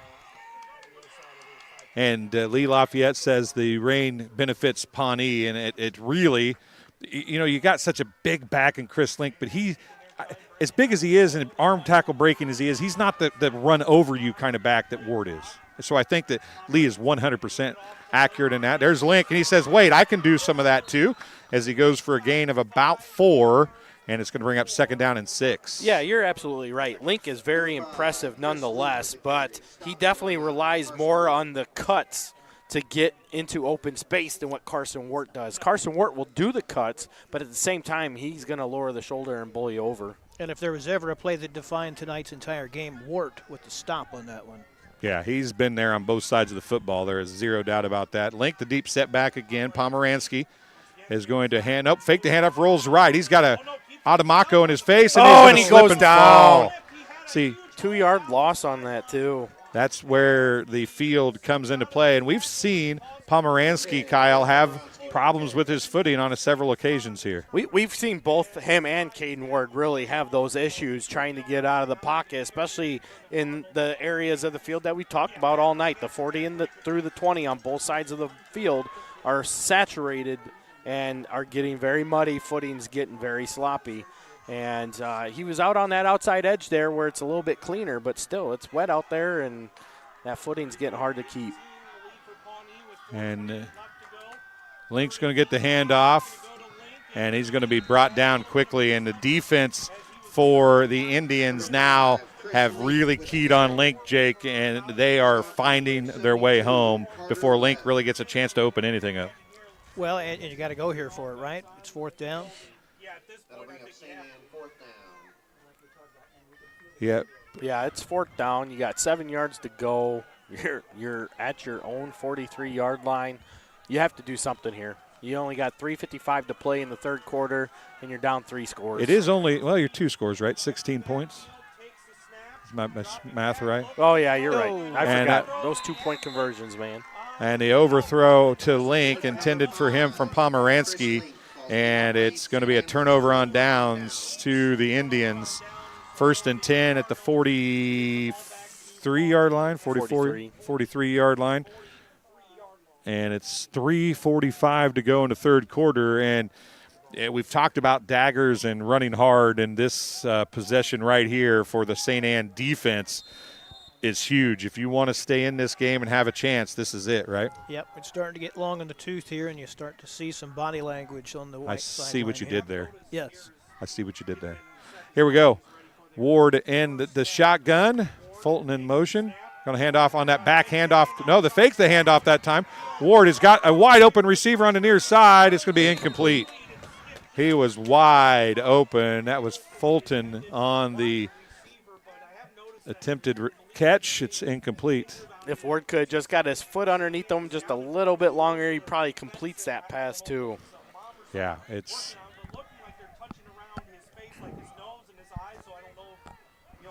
so it's 3:37 to go. Pass incomplete, and it brings up 2nd down and 10 from the 43-yard line. I know I've seen a couple times where they touched it kind of around the cheek and above the eye. Here's the Indians. Now you wonder, and I know you don't want to wear Ward out, I suppose, but Ward is your go-to here. Adamaco can run the ball pretty well, too. There's Wart rolling forward that time. I'm going to stick with what I always say, Dwayne. It's November.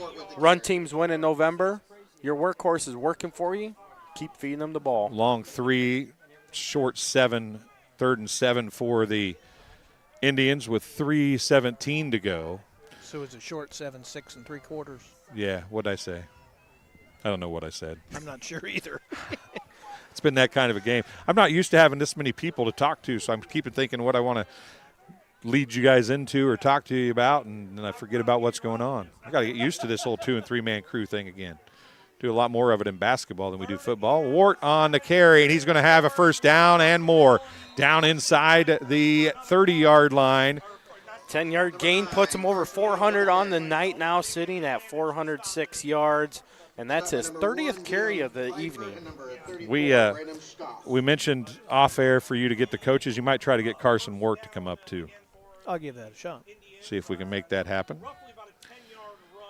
As I think the people would like to hear from a guy that has 400 yards rushing, wouldn't you? Absolutely. Big-time game here for him as well. 200. Quarterfinal game, getting ready to punch a ticket to the semifinals. 2:33 left. Wart's going to get the handoff, and he's got some running room around the right side this time. Cuts it back inside, and I tell you what, Dakota Coyne, being a wide receiver, and we talk about this all the time, your wide receivers have to get downfield and make blocks, and Dakota Coyne did just that there on that outside edge to help open up that hole more. A 19-yard carry for – where they put it to 12? I guess it's at the 12. 18 yards. I thought it was at the 11. I'm not used to seeing the ball from this, seeing the down markers from this side. I didn't realize how much easier it is to see it from across the field rather than right next to you. I know that's a horrible excuse, but you're 100% accurate. Ward letting the clock run down. Going to hand off to Wart. Wanting touchdown number 6, and he might just get it. No, he's not. Well, he is. Yeah, he's in there. He's in. Carson Wart gets touchdown number 6 with 1:45 to go in the third quarter, and Carson Wart is turning it on for the Indians. Over 400 yards, 6 touchdowns. Josh Hayes says, awesome if you could get him up in the box for an interview. We will do our best, Josh, to make that happen. And don't want to leave Brian Kelly's accent. Pawnee is a pretty balanced attack throughout the year. I think we are just seeing the dominance when Wart is called upon, and I don't think that's necessarily wrong. We could talk a little bit more about that in a second. Wart's going to get the handoff. He wants a 2-point conversion run. He's got 2 of them. And he's Give in. him a third one. They're starting to expose their will now on the Cardinal defense. It's 1:45 to go. It's now 42-18. The Indians starting to pull away from St. Anne, and we'll be back. You're watching the I8FA quarterfinals on TSSR Game Time Live, presented by MDH. At Western Illinois University, leathernecks don't just blend in. Our purple stands out. Our students are innovative, creative, and resilient. At WIU, there's limitless potential, with campuses in Macomb, the Quad Cities, and online. Visit wiu.edu/potential to become a leatherneck and get an education that stands out.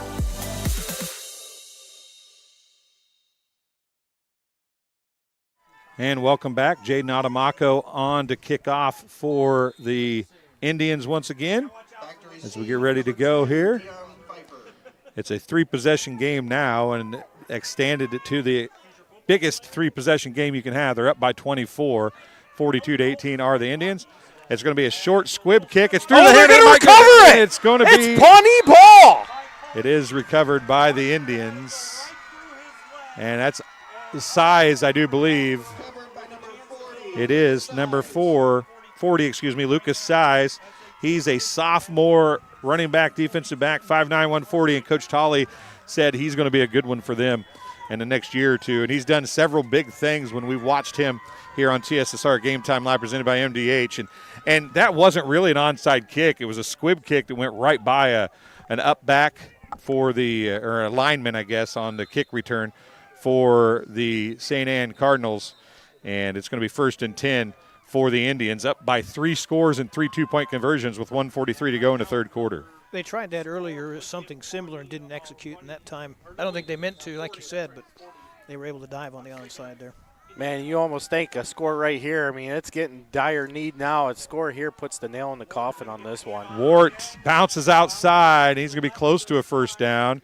He's down to the 35-yard line at least. A gain of 7. 7. Second and 3. Martin Trail Tech. Pawnee player's dad watching from a squad car at work. Go Indians. Hopefully I didn't give away too much there that you get in trouble. But we appreciate you watching. And thank you to all the men and women in blue who are protecting us on this rainy night here tonight as it continues to bring down the wet stuff here in Pawnee, Illinois. And the Indians are bringing it down to the full force of and there goes Ward again, and there he goes. He's at the 10, the 5, and he lets up a little bit, and he's in. 35-yard run. 5-yard touchdown run. Touchdown number 7 for Carson Ward.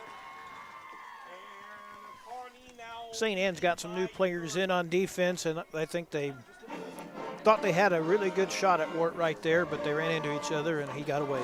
And by the way, Carson Wart, we talked about in the pregame, came into the night with 1,640 yards on the season, has gone over 2,000 yards on the season now. What an impressive night for number 9. He's approaching 500 yards. He is sitting at 478. As it's going to be a handoff to Ward again, and he's going to round the corner. Slips a little, breaks the tackle, turns upfield. He's going to be brought down short of the goal line. 2-point conversion is no good, but it is another 6 points, and it's now a 4-possession game, 48-18, a 30-point lead for the Indians of Pawnee with 53.6 seconds to go here in the third quarter. We'll take a break, and we'll be back. You're watching the I8FA on TSSR Game Time Live, presented by MDH. Let's go. Got a lot of acres to take 4 tires of fuel, 4 tires of fuel. Come on, we got to get him back out there. He's a busy man. I'm just here for seed. It's all part of it.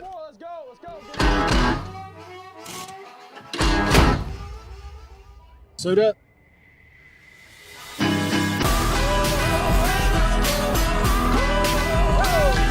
Nutrien Ag Solutions has everything you need to win the season and go full speed ahead.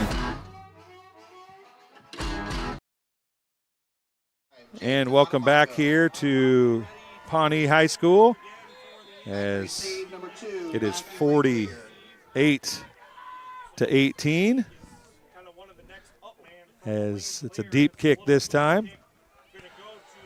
Pomeranski on the left side this time with the return. He's going to go all the way across the field and across the 40. Got a flag down here. 45 over here.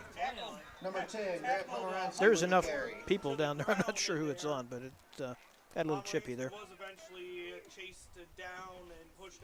Taken down by number 88, Torsten Palestina. I want to thank Les Lafayette for the super chat. We greatly appreciate it. It is a foul penalty on St. Anne.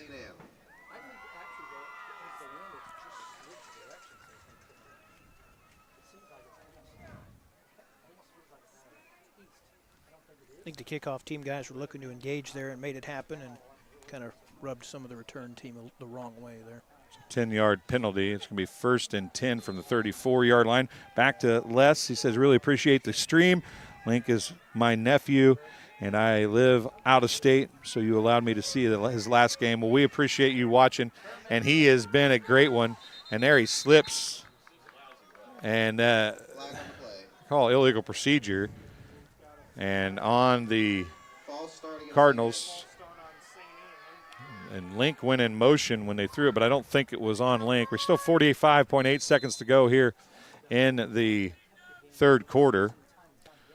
Les, I greatly appreciate you watching. Glad you were able to watch.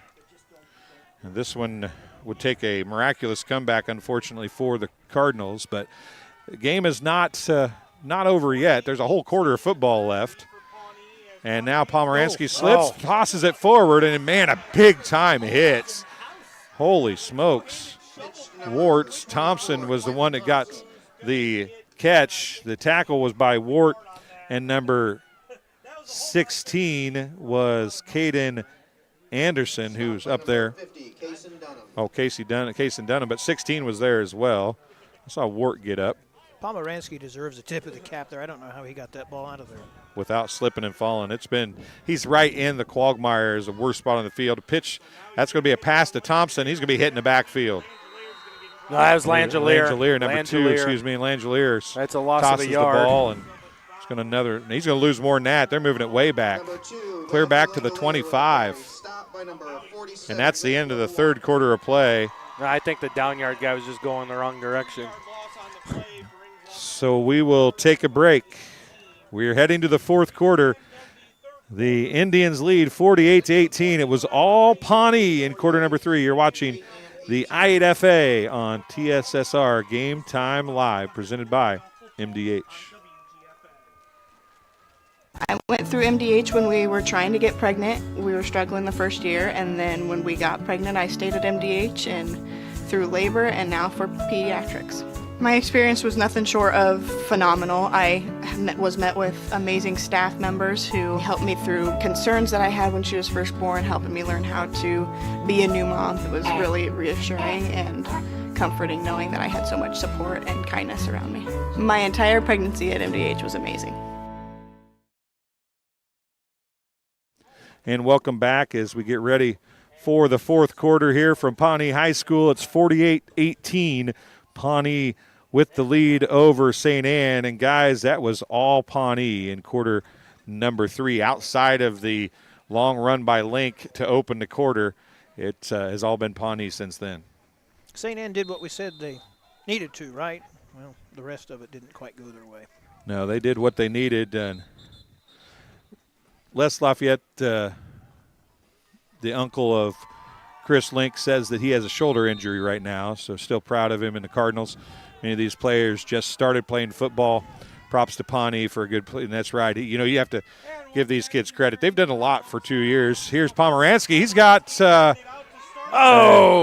was the wrong team back there. Pomeranski was throwing it deep, and there was nobody but red jerseys there. He went for a fly pattern, and there was nobody flying. Ethan Fulton was the guy on coverage for Pawnee. Put his hands out, just tipped off the end of his fingertips. But, you know, right now you're looking at St. Anne trying to do anything and everything they can to try to stay in this game here. But now they're setting up to punt here. 11:54 to go here in the fourth quarter. Down by 30. Randy Terrangens, there's a punt. Says that if the field was solid, it'd be a different game, and he could be right. But I'll tell you what, Coyne has got a running rein down the right side, and he's going to cut it. Pomeranski's the only one that can catch him. He cannot. He's in. It's a touchdown for Coyne. He stumbled in from about the 37, is that right? Yeah, 63-yard return. 63-yard touchdown return of the punt for Dakota Coyne. And it is starting to pile on now for Pawnee as they get the punt return for a touchdown. Just explosive out of the gates there. Had the wall down that right sideline. Picked up another key block to break free and put on the afterburners for the score. And we don't need to get all chippy in the chat either, but I think everybody can contend that if we're going to go for 2 here are the Indians. They're up by 36. Coyne and Wart's going to get the 2-point conversion. It is now 54-18 with 11:39 to go. Flag following this one. And it's going to start getting chippy now, I'm afraid, as it's going to be a personal unsportsmanlike conduct against St. Anne. No, against Pawnee, excuse me. Unsportsmanlike conduct, so they'll kick from 15 yards farther back. Devin Nance says, that a boy, Dakota. Dakota Coyne has been relatively quiet. Yeah, it's been the Carson Wart show tonight, and why not? These conditions are proving to benefit the Indians and their running attack. And, like you said, the comment earlier, I think that if this were a dry track rather than a wet track, we could definitely be looking at a different ball game. Unfortunately, this is the situations that we have here. Both teams having to work through this adversity, and Pawnee's having a lot more success with it. Yeah, Wart's running style fits this way better than Chris Link's. There's no doubt about it. But I don't know what Chris Link's plans are after high school, but if there's somebody that could be a running back or a tight end or something at the next level, he's got to be the kind of kid that can do it, the size, the speed that he has. Wouldn't you agree? Oh, absolutely. I mean, there's no reason why he's not. I mean, I'm sure he's going to start getting looks if he hasn't received looks already. I mean, you take a look at your big-time players, you want to be able to have guys that put up over 2,000 yards rushing to play at the next level. Langelier is breaking free. He's at the 35-30. He's got one man to beat, and he can't do it. His pants fell off. A touchdown saving tackle for the Indians, but Langelier is going to have him set up at the 25-yard line, 1st and 10 in plus territory for St. Anne with 11:27 to go in the fourth quarter. You gotta appreciate the fight out of St. Anne. That's exactly what you want to see. You're down in a game. It's not going the way that you want it to, but you continue to fight and you're doing everything that you can. That is credit to this coaching staff and what they're doing. And Coach Root and his staff do a great job trying to get this program where they want. Last season they were 3-6. This year 8-2, playing in a quarterfinal matchup. So hats off to these guys. Pomeranski, hand off to Link. And he just cannot get the feet planted and moving. He's so quick. He depends on that ability to plant. And there's, Jake, not a worse spot in the field right now to be trying to figure out a way to do that than where they're at the moment. He looked like he was on roller skates through there, and I'm not poking at him, but he just couldn't get the footing, and he paid for it and only got the short gain there. 56-18 the score. Pawnee has really put it on here in the second half. The Coin got the first touchdown that was not scored by a Wart, Carson Wart, as he returned to punt on the last possession. And it's going to be a handoff near side, and again falling. They're going to call him down. Yep, Thompson slipped, and his right knee barely touched the ground. He would have maybe been gone if it hadn't been for that. Thompson's going to get the carry and no gain on the play. And it's going to be, it's going to be 2nd and 14. 3rd and 14. I'm behind the down marker here. 10-12 to go. And this one has gotten out of hand.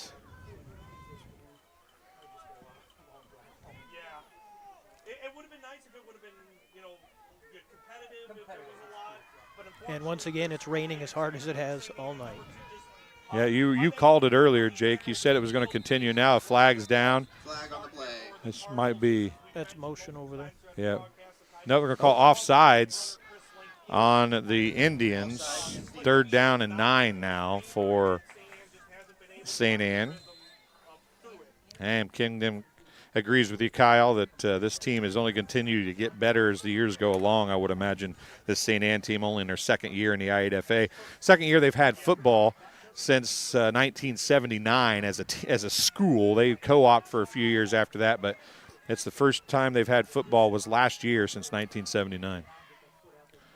So they have shown drastic improvement. Now Pomeranski's going to throw to the flat. Quentin Thompson gets the – and he gets thrown out of bounds, and it's going to get helped up by a couple Pawnee Indians, and it's going to be a 4th down and about 5. So a gain of 4 on the pass. Clock continues, well, there's 9:03 to go. Clock running here in the fourth quarter.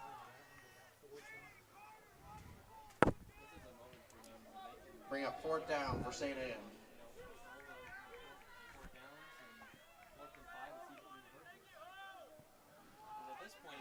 Here we go as we get ready to continue the clock running here. 8:40 remaining. Whoops.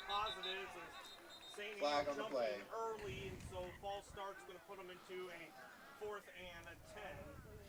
I think that one was the link on that when he moved forward. Yeah. And we were talking about penalties earlier. You know, that's only the 4th penalty for St. Anne on the night. Yeah, they had struggled in the penalty department the last few games, including the game against South Fork to end the season. And then again, last week they had 11 penalties, I think, for 85 yards. But they have settled that tonight. But if the weather was too much for them to overcome, I do believe. There's Pomeranski, and it's going to be incomplete on 4th down. Pass was intended for number 17, Anthony Lopez. No, excuse me, Trevor Van Pelt. Trevor Van Pelt, the intended receiver. And it is incomplete. Turnover on downs, and you might see some new clean red jerseys maybe come in here with 8:07 to go in the football game, up by 36 points. We've seen a couple clean white ones. Haven't seen many clean red ones yet. But the white socks kind of give it away. Yeah, absolutely. And, you know, at this point in the game, yeah, start getting some of those other kids in there. That's how you continue to build your programs up. And Ward is still to the right of Ward. In motion goes Fulton, I believe. He's going to take the pass. There's a hold behind the play. Or a block in the back, something. And it's going to come back. There's a St. Anne player down.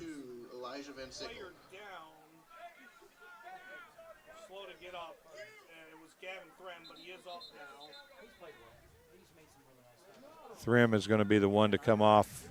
Thompson's going to go back in. It's going to be a penalty, personal foul, maybe a hold. I couldn't really see. It got blocked at the last minute by Harpster. I think you were right. He might have got him for a clip there. Yeah, it looked like a block in the back. And they are which is what caused Threm to hit the ground the way he did. Yeah, that's 15. That was a clip. Well, shouldn't it be half the distance to the goal? They're outside the 20-yard line, so no. They would get the yard markage.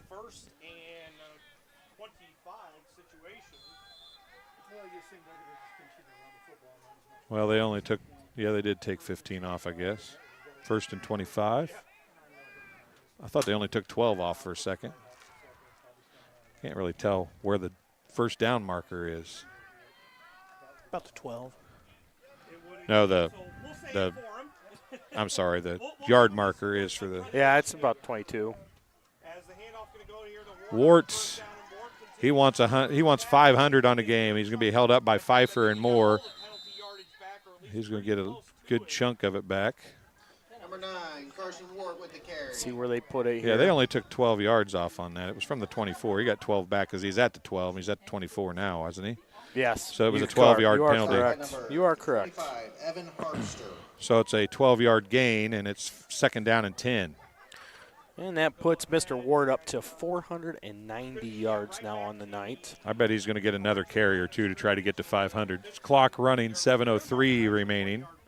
One could argue, is it worth it, though, at this point? Well, I'm not disagreeing, but a single game record of 500 is it's hard to come by. You're not going to get very many chances at that, I wouldn't think. No. They're going to let the clock run down as we're under 10 on the play clock now.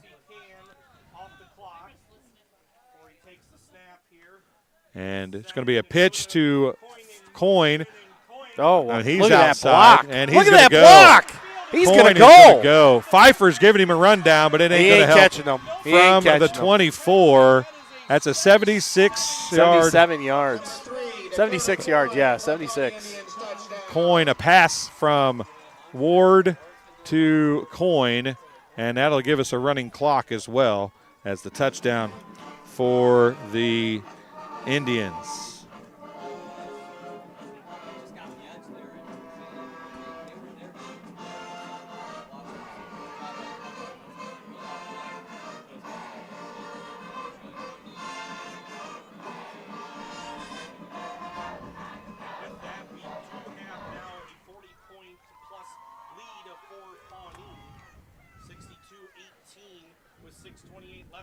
As we get ready to go, 2-point conversion coming here.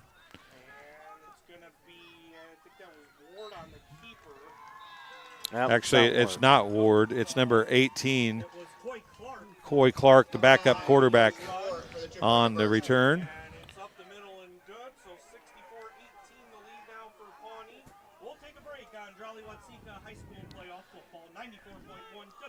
Yeah, if we can cut the chat down, guys. We know the game's out of hand. Unfortunately, that's where we're at.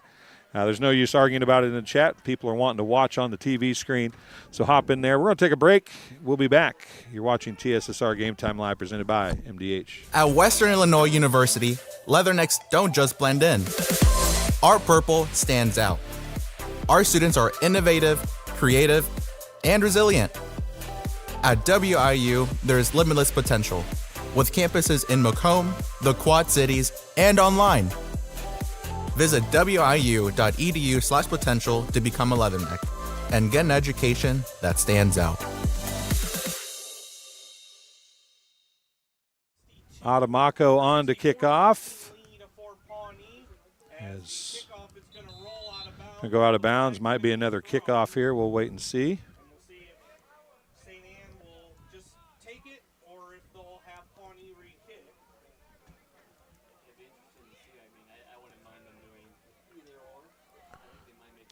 Let's see what the call is here. There's still going to be another re-kick. It's 64. I missed the 2-point conversion. I apologize.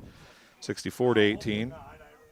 This late in the game, this big of a blow, this big of a blowout, it'd just be nice to wrap things up and go home and not have a 5 to 10 minute kickoff at the end of the game.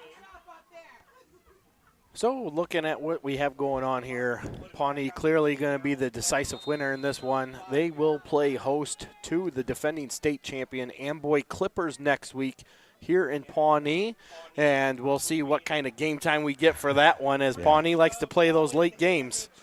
And that's going to go out of bounds as well. They're going to re-kick again probably. I think Coach Rude is pointing at the 45-yard line, says, I'll just take it there. Nope, they're going to re-kick. I thought for a second they were going to let him take it there, but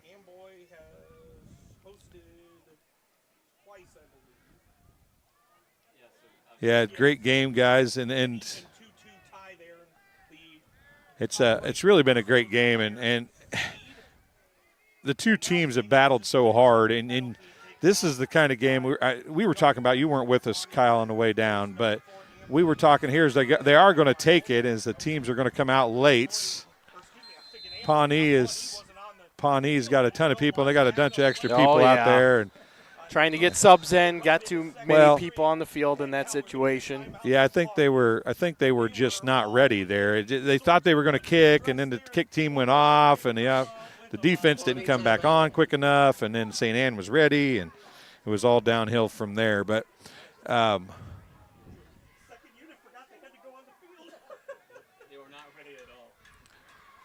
this game was we talked on the way down here that if you have a game like this, everybody's miserable during the game. After the game, the team that wins loves it, and the team that lost hates it. Yeah. And it's understandable. It doesn't matter which way this game would have went. But having said that, I don't think that anybody can understand that the style of Pawnee's run attack is subject to this kind of weather much better than St. Anne's, unfortunately. Oh, for sure. I mean, you can tell exactly what St. Anne has, and they have the skill set. There's Thompson, no doubt about that at all. On the carry, he's going to get a gain of 6. Pawnee does a great job of sealing off the edge, which they've done all night.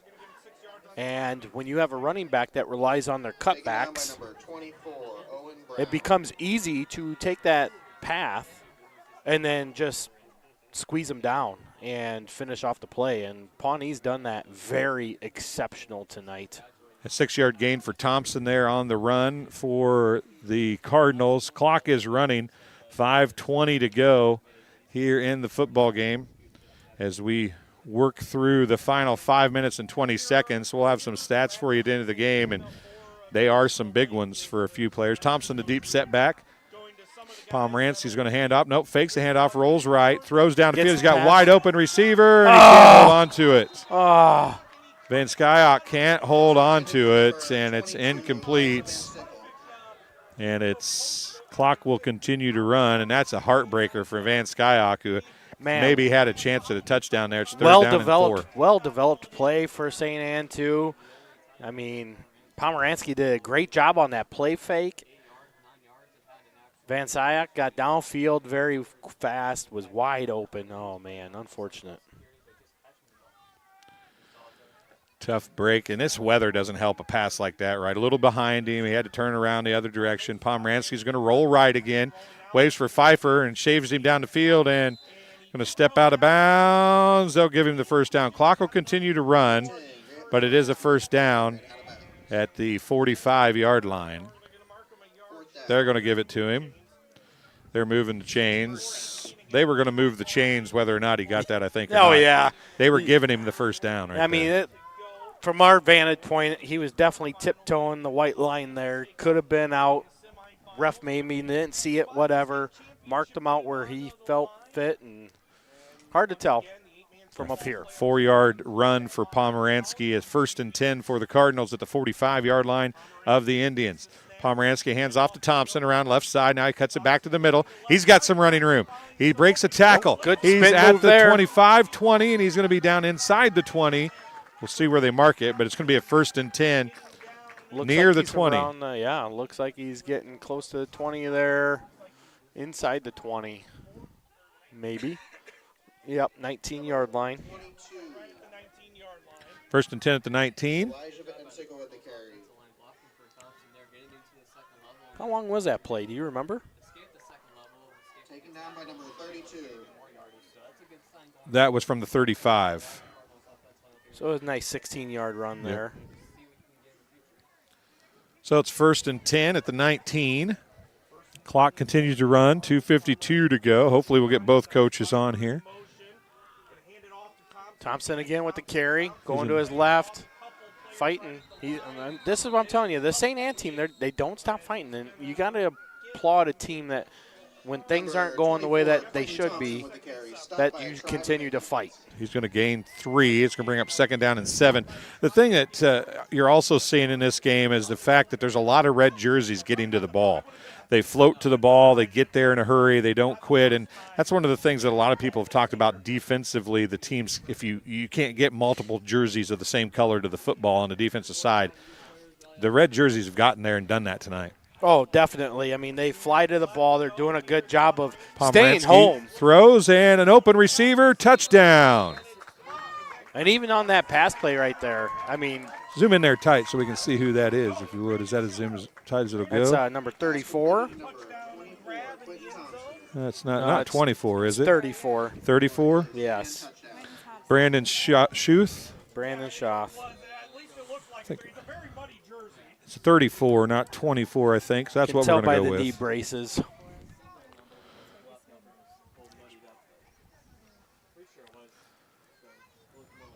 Touchdown for the Cardinals.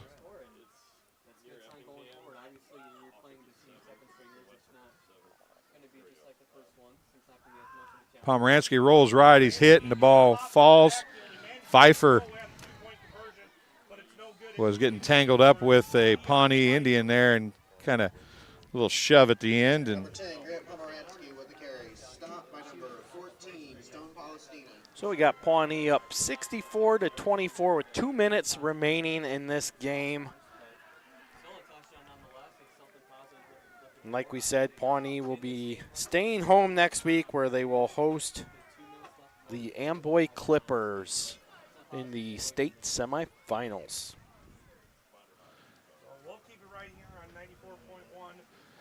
As we get ready to bring this one to an end, 2 minutes left exactly on the clock, and the Indians now just want to get out of here, Kyle, without any injuries that you don't already have, and get ready for Amboy, which I think is what a lot of people wanted to see, but I don't know if a lot of people thought they were going to see it. Well, like we said, we highlighted all game long. You weren't sure what we were going to see out of St. Anne. I mean, they very explosive offense, just could not get things going their way today. Pawnee coming in as the 1 seed, entered the playoffs ranked number 5 in state. And, you know, they're trying to stake their claim as being one of the teams that's going to contend for the state title, and they're going to have that opportunity come next week. At home, and the ball is out, but it's going to be recovered by the Indians at about the 20-yard line. It'll be 1st and 10 Indians. Clock will continue to run, and a couple knees by the time they get out here, a couple knees out about doing it. It might be raining about as hard as it has rained all night long. As I'm going to steal the camera for just a second and show you folks what we got going on right here right now. This has been like this for I don't know how long, Kyle, a lot of this game, and it is just – I'd say mid-first quarter, that's when we started to really see it take place, and it's been pretty steady. I mean, it's come down to a slight drizzle, but outside of that, it's been this nice, steady rain all night long. Is that what you call this, nice, steady rain? It's comforting anyway. It is if you're sleeping and it's on the metal roof like we have here. I'm glad we picked Did you bring this pillows? spot. Oh. And there's a Clark, as they're going to call delay a game or something. Or illegal procedure, false start against the Indians. The clock continues to run, though. They'll do a 5-yard mark-off, and they'll have to take one snap and kneel it down, and it should run the clock out here if they wait a few seconds. Yeah, both teams are starting to line up at the 50 for the for the handshake. It is literally raining the hardest it's rained, I think, right now. Yep, and there's the last knee, and that's going to end the ball game here. That'll be the end of this one. The Pawnee Indians get a 64-24 win over the St. Anne Cardinals. St. Anne ends their season at 8-3. The Indians improve to 11-0. We want to thank everybody for watching. We greatly appreciate it. I know the chat got a little crazy. We need to figure out a way to clean that up a little bit.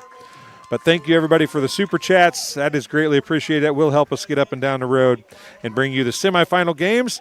We'll talk about those and a whole lot more here when we come back. You're watching the I8FA on TSSR Game Time Live, presented by MDH. At Western Illinois University, leathernecks don't just blend in. Our purple stands out. Our students are innovative, creative, and resilient. At WIU, there's limitless potential, with campuses in Macomb, the Quad Cities, and online. Visit wiu.edu/potential to become a leatherneck and get an education that stands out.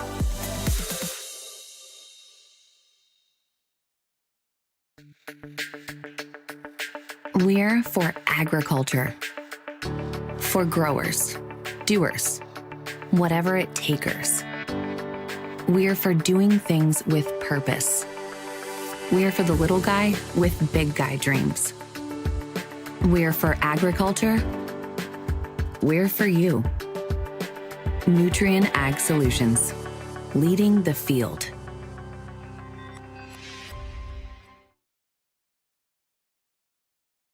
I went through MDH when we were trying to get pregnant. We were struggling the first year, and then when we got pregnant, I stayed at MDH and through labor and now for pediatrics.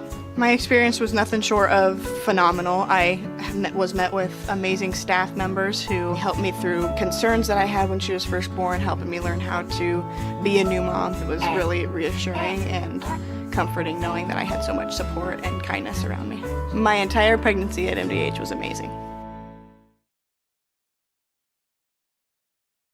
It was the community that really drew me back to Macomb. I'm from a small community, and I'm from a farm family, and ultimately I always wanted to practice in a place like that, and I felt that I had the ability to connect to people who with a similar background from me, and the fact that the staff members at the hospital and the support, all the support staff at the hospital was. All right, we came back in the middle of that commercial, folks, just so you can see the celebration that's going on for these two teams here. As the cameras are out, they've been diving at the 50, and there was a flop that didn't turn into a dive. But the Indians are celebrating a playoff victory here. They're heading to the semifinals of the Illinois 8-Man Football Association. You'll be able to watch both games next week here on TSSR Game Time Live, presented by MDH. As it will be as one of the coaches for Pawnee slipped going out there as well. That tells you how slick things are. I do believe we're going to have Coach Tolley and Kaysen Wart coming up here in a little bit.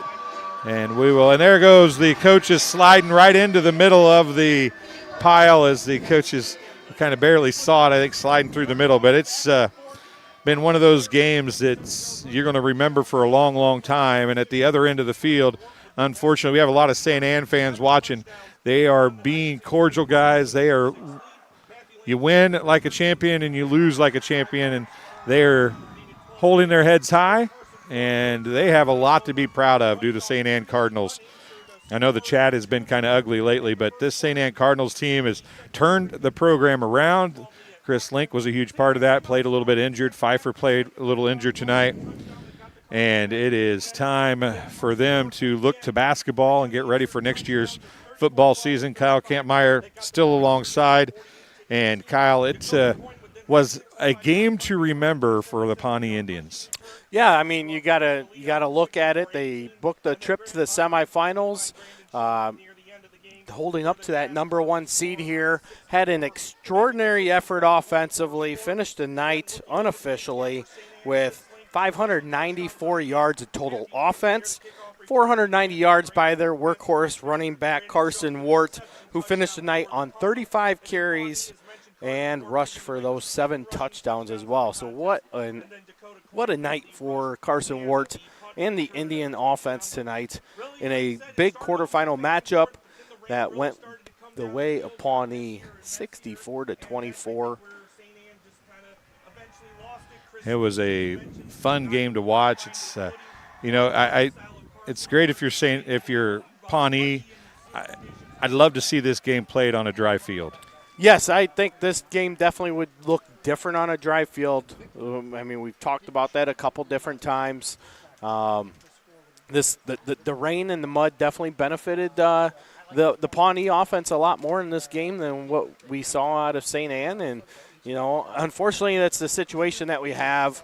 Both teams had to partake in this, and with that said, you got to face the adversity, and Pawnee did that, and they shined bright tonight through that adversity for a big win, and now they get a return home for that semifinal matchup as well. So they don't even get to hit the road at all these playoffs unless they win next week and go to the state championship in Monmouth. Carson Wart's trying to find his way across here, and don't get mad at him for walking across the field with the spikes on. A few players coming over and talking to each other for these two teams. It's been a great contest, and we'll get Carson up here with the headset as we need to move some stuff around and get the cord extended here so we don't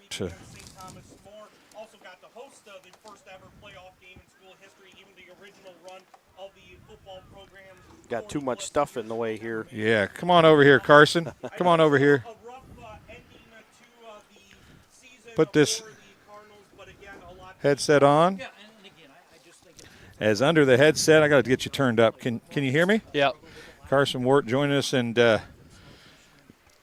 you had a career today. We had you for, 490 yards rushing and 7 touchdowns? 497 and 35 carries, man. What was that field like? Muddy. It is slippery, but we've been practicing back here. It's been muddy all week, so been getting used to it, making sure everyone knows we're going to be playing on it. So it's kind of been my main focus is going full speed all week, making sure I'm used to the mud. So. We talked about this being a battle of two great running backs, Chris Link and yourself. Chris is a great running back. Yeah. But watching the game tonight, this field kind of lent more to your style than his, it looked like. Yeah, I mean, I've always been I can juke, but I can also lower my shoulder, and Chris is a great running back. He's more of a shifty kind of guy, and we kind of knew coming in that the field being wet was going to kind of affect him a little bit, and he got away on that first one, but after that we kind of shut him down. So what is it that you run the ball 30 times tonight? Is that what you had him 35. for? 35 carries, and then you were in on every play. You must have had 15 tackles too. What is it about defense that you like so much? It's like making plays. I like being out there. I don't like coming out, so just being out there, flying around, making tackles. What do you have to say? Now, don't give too much billboard material here, but what do you have to say? You guys were the #1 seed. There was some talk of whether you should be the #1 seed. You've answered the bell to this point. Got Amboy coming in next week, and they have to play at your house. How excited are you guys to be in the semifinals? We're ready. We've been working towards this all season. Preseason we were ranked 10, I think, and we've all kind of kept that in the back of our minds, and we're always fighting to just show everyone who we are. It's hard being down here in the South, like up north, not really knowing much about us, but we've played tough competition all year, so we're ready for them. Field next week. The weather looks a little better this week, but a lot of rain today and tomorrow. I doubt you guys will not touch the field this week, will you? At least this field. We practice down here until Friday, then we have our walkthrough, and sometimes depending on the walkthrough, we'll even do that down here depending on the field, just keep it in good shape. So Dakota Coyne had a pretty good game for you too. Yeah.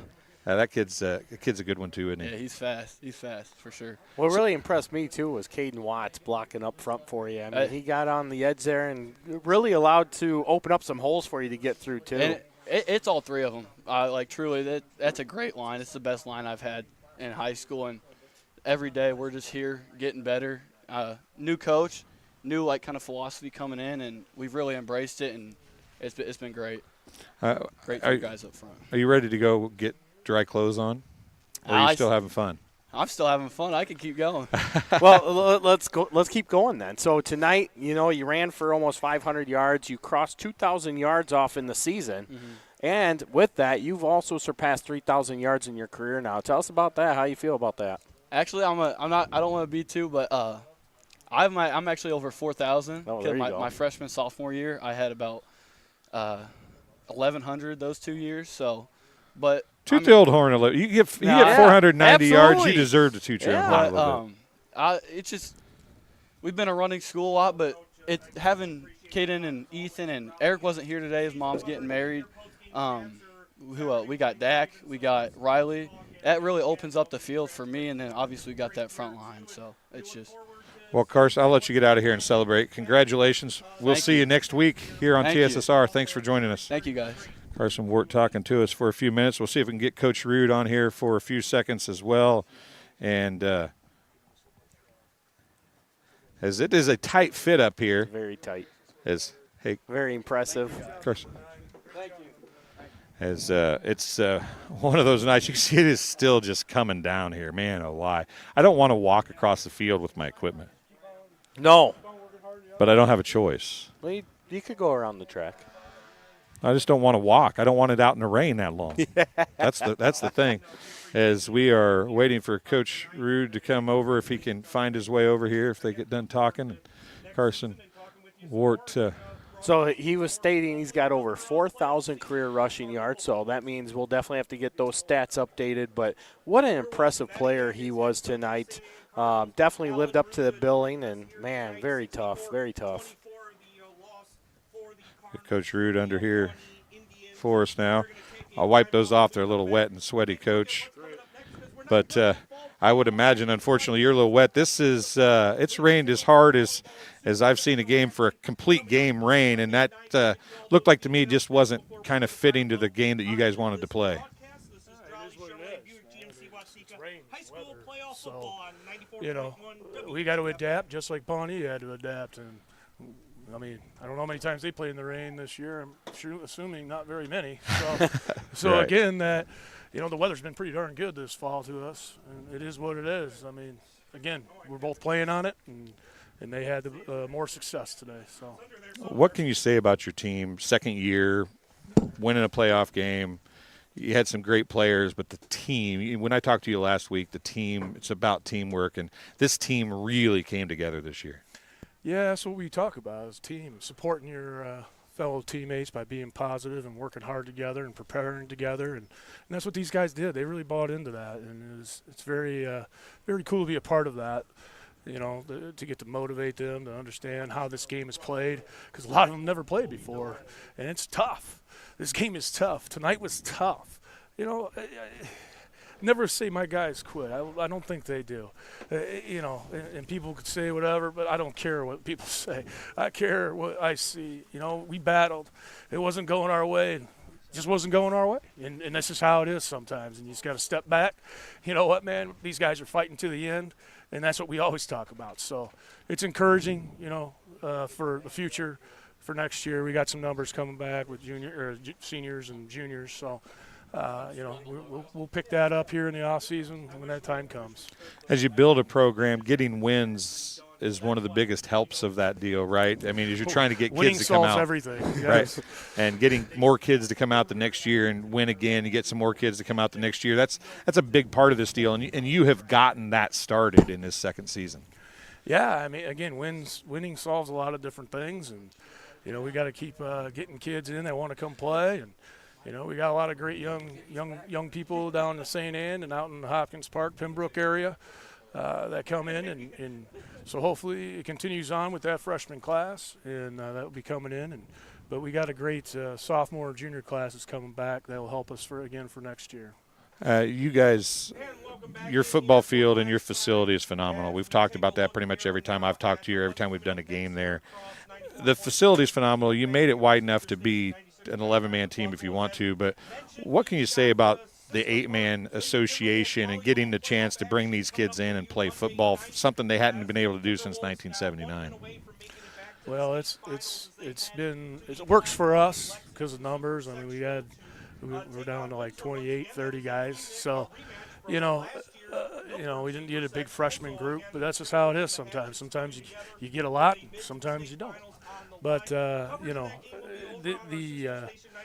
the thing is that we're trying to just become better and stronger each year, and we'll see how it turns up, But being in the 8-man, yeah, I think it works for us because of numbers. I see these other 11-man teams trying to struggle, and, having less guys, it might work out better. And 8-man's been a little bit different. What I see is when you get past the second level, man, you're gone most of the time because you're missing 3 other guys out there on defense.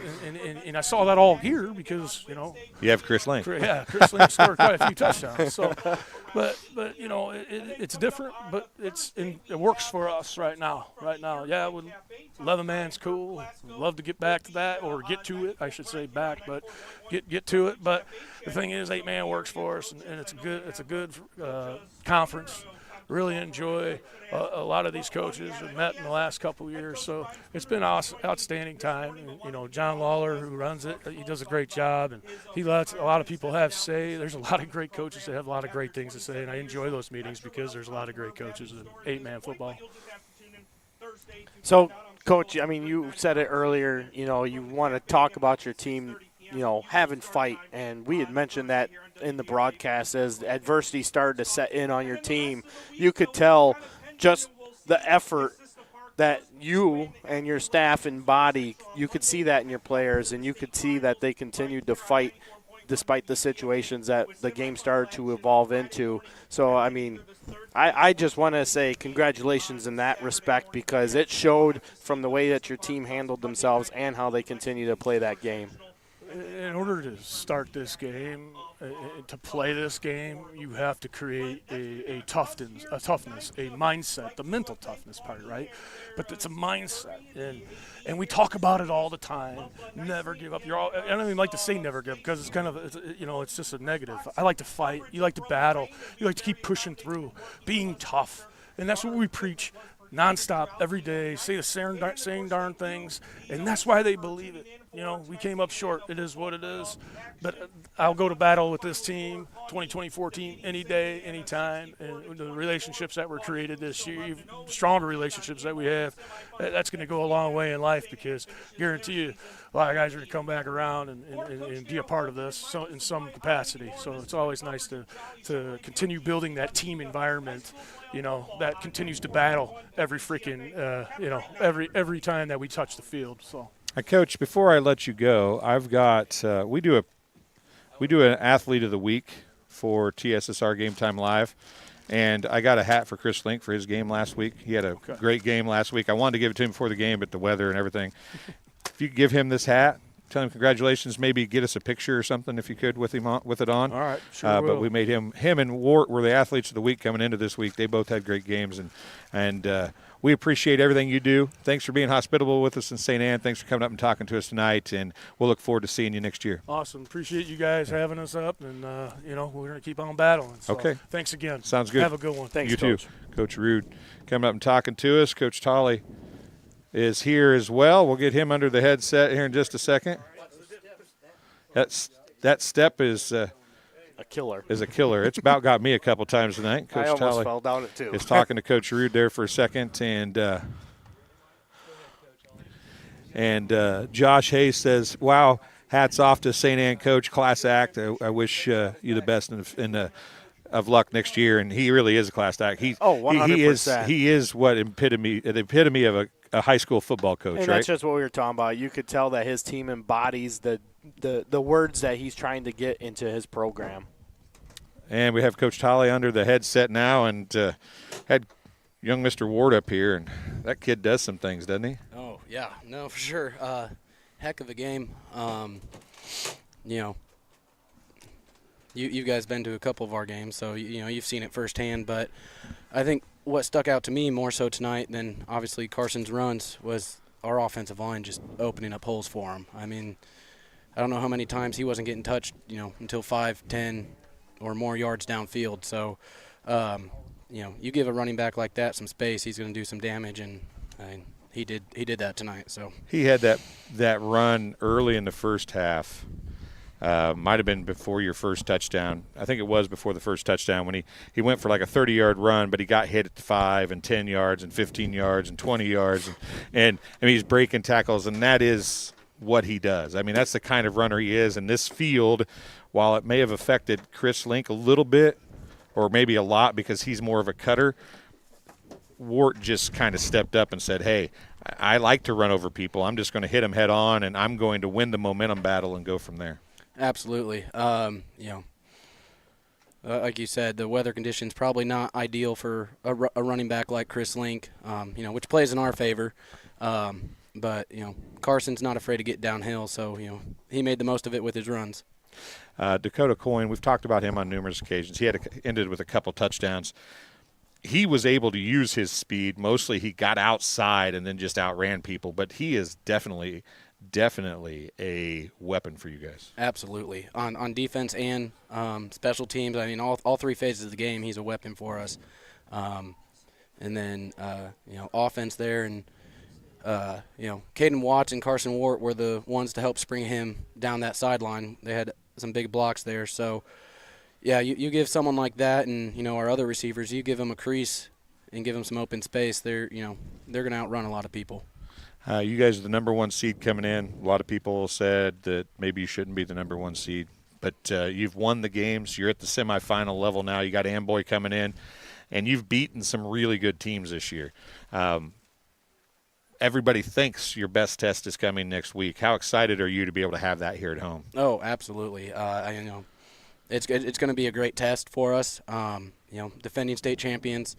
I don't think you can ask for a much better way to try to punch your ticket to state than to take down the defending state champion. So, as the saying goes, to be the best, you got to beat the best, and that's been our motto all the playoffs. You got to win each week, and if you're going to win a state championship, you're going to run into some really good football teams, and you're going to have to beat those football teams. So, yeah, we'll have a big test next week with Amboy. I haven't watched too much film on them yet, but from what I've seen, they're a physical football team, and what they do really well. So, look forward to it, and just got to win one more.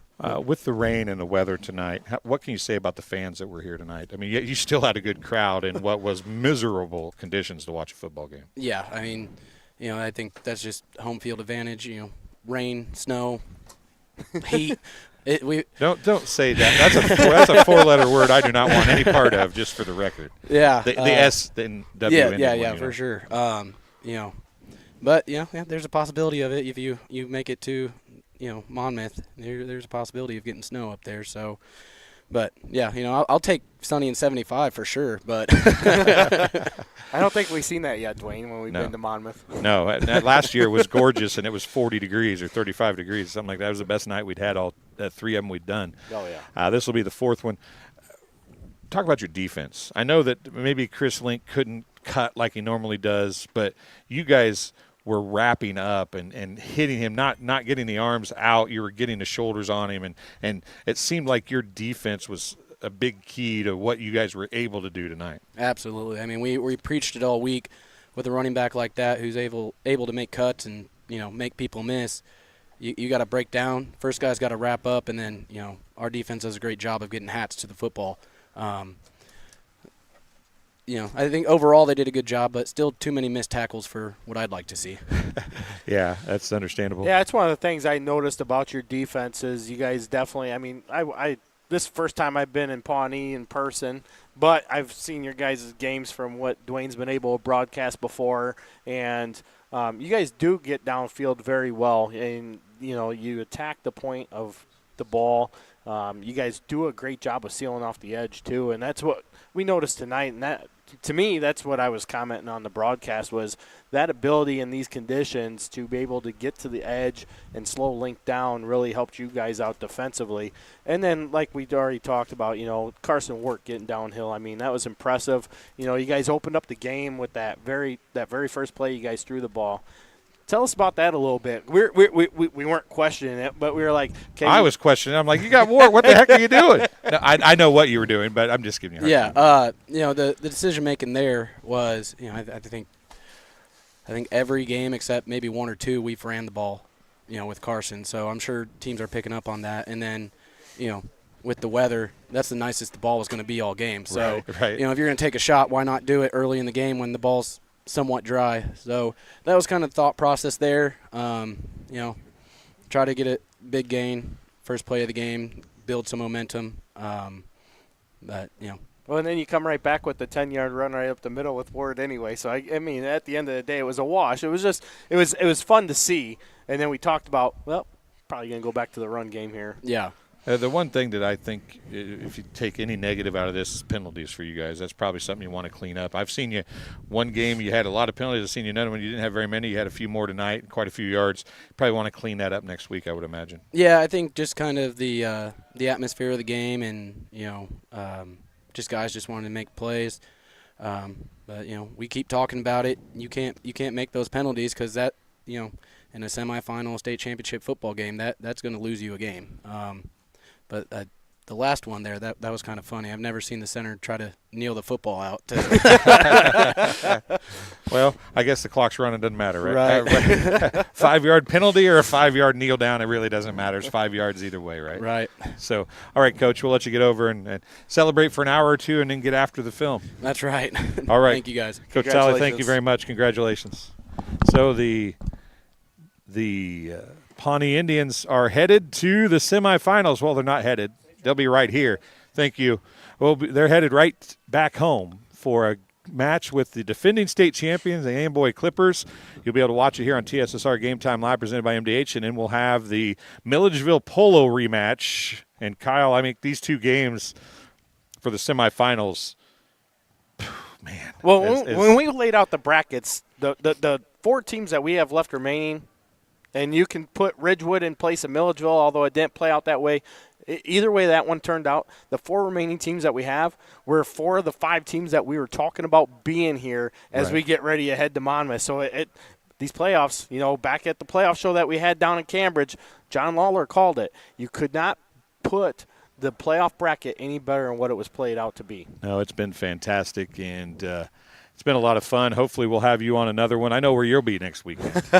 Somewhere. Yeah, somewhere up north. You'll be somewhere up north, that's for sure. We'll be here at Pawnee. We'll be at Milledgeville as well. I want to thank Jake Croxton for coming and helping and getting the coaches up here. I want to thank Mallory for running the camera tonight. I greatly appreciate it. Carrie what's she been doing over there? I don't know. She's been looking at games. Supervising. She's been updating scores for me. I see that. At least somebody has some. At least somebody does something around your household, right? Hey, she's that. Yes, she runs headquarters. Crash does something around. Okay, I got you. Well, Crash. We always try to find out how many videos we put out there, and people are like, "I'm just here for Crash." Yeah, you'll have that occasionally. I can't say that I blame them. So for Kyle Kampmeyer, for Jake Croxton, for Carrie, who's been supervising in the back, for Mallory, who's running the camera, I'm Dwayne Hulett. Thanks for joining us. 2 more games. We'll decide who goes to the state championship game November 22nd in Monmouth. It's Milledgeville and Polo, and it's Pawnee and Amboy. You'll be able to watch them right here on TSSR Game Time Live, presented by MDH. Thanks for watching. We'll talk to you next, I'm guessing, Saturday, but it could change. We'll see you then. Welcome to TSSR Game Time Live, presented by McDonough District Hospital, the broadcast home. let's go. He's got a lot of acres to take 4 tires, tight. 4 tires of fuel, 4 tires of fuel. Come on, we got to get him back out there. He's a busy man. I'm just here for seed. It's all part of it.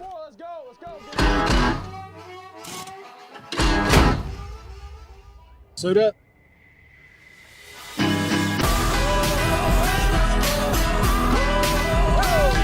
Nutrient Ag Solutions has everything you need to win the season and go full speed ahead.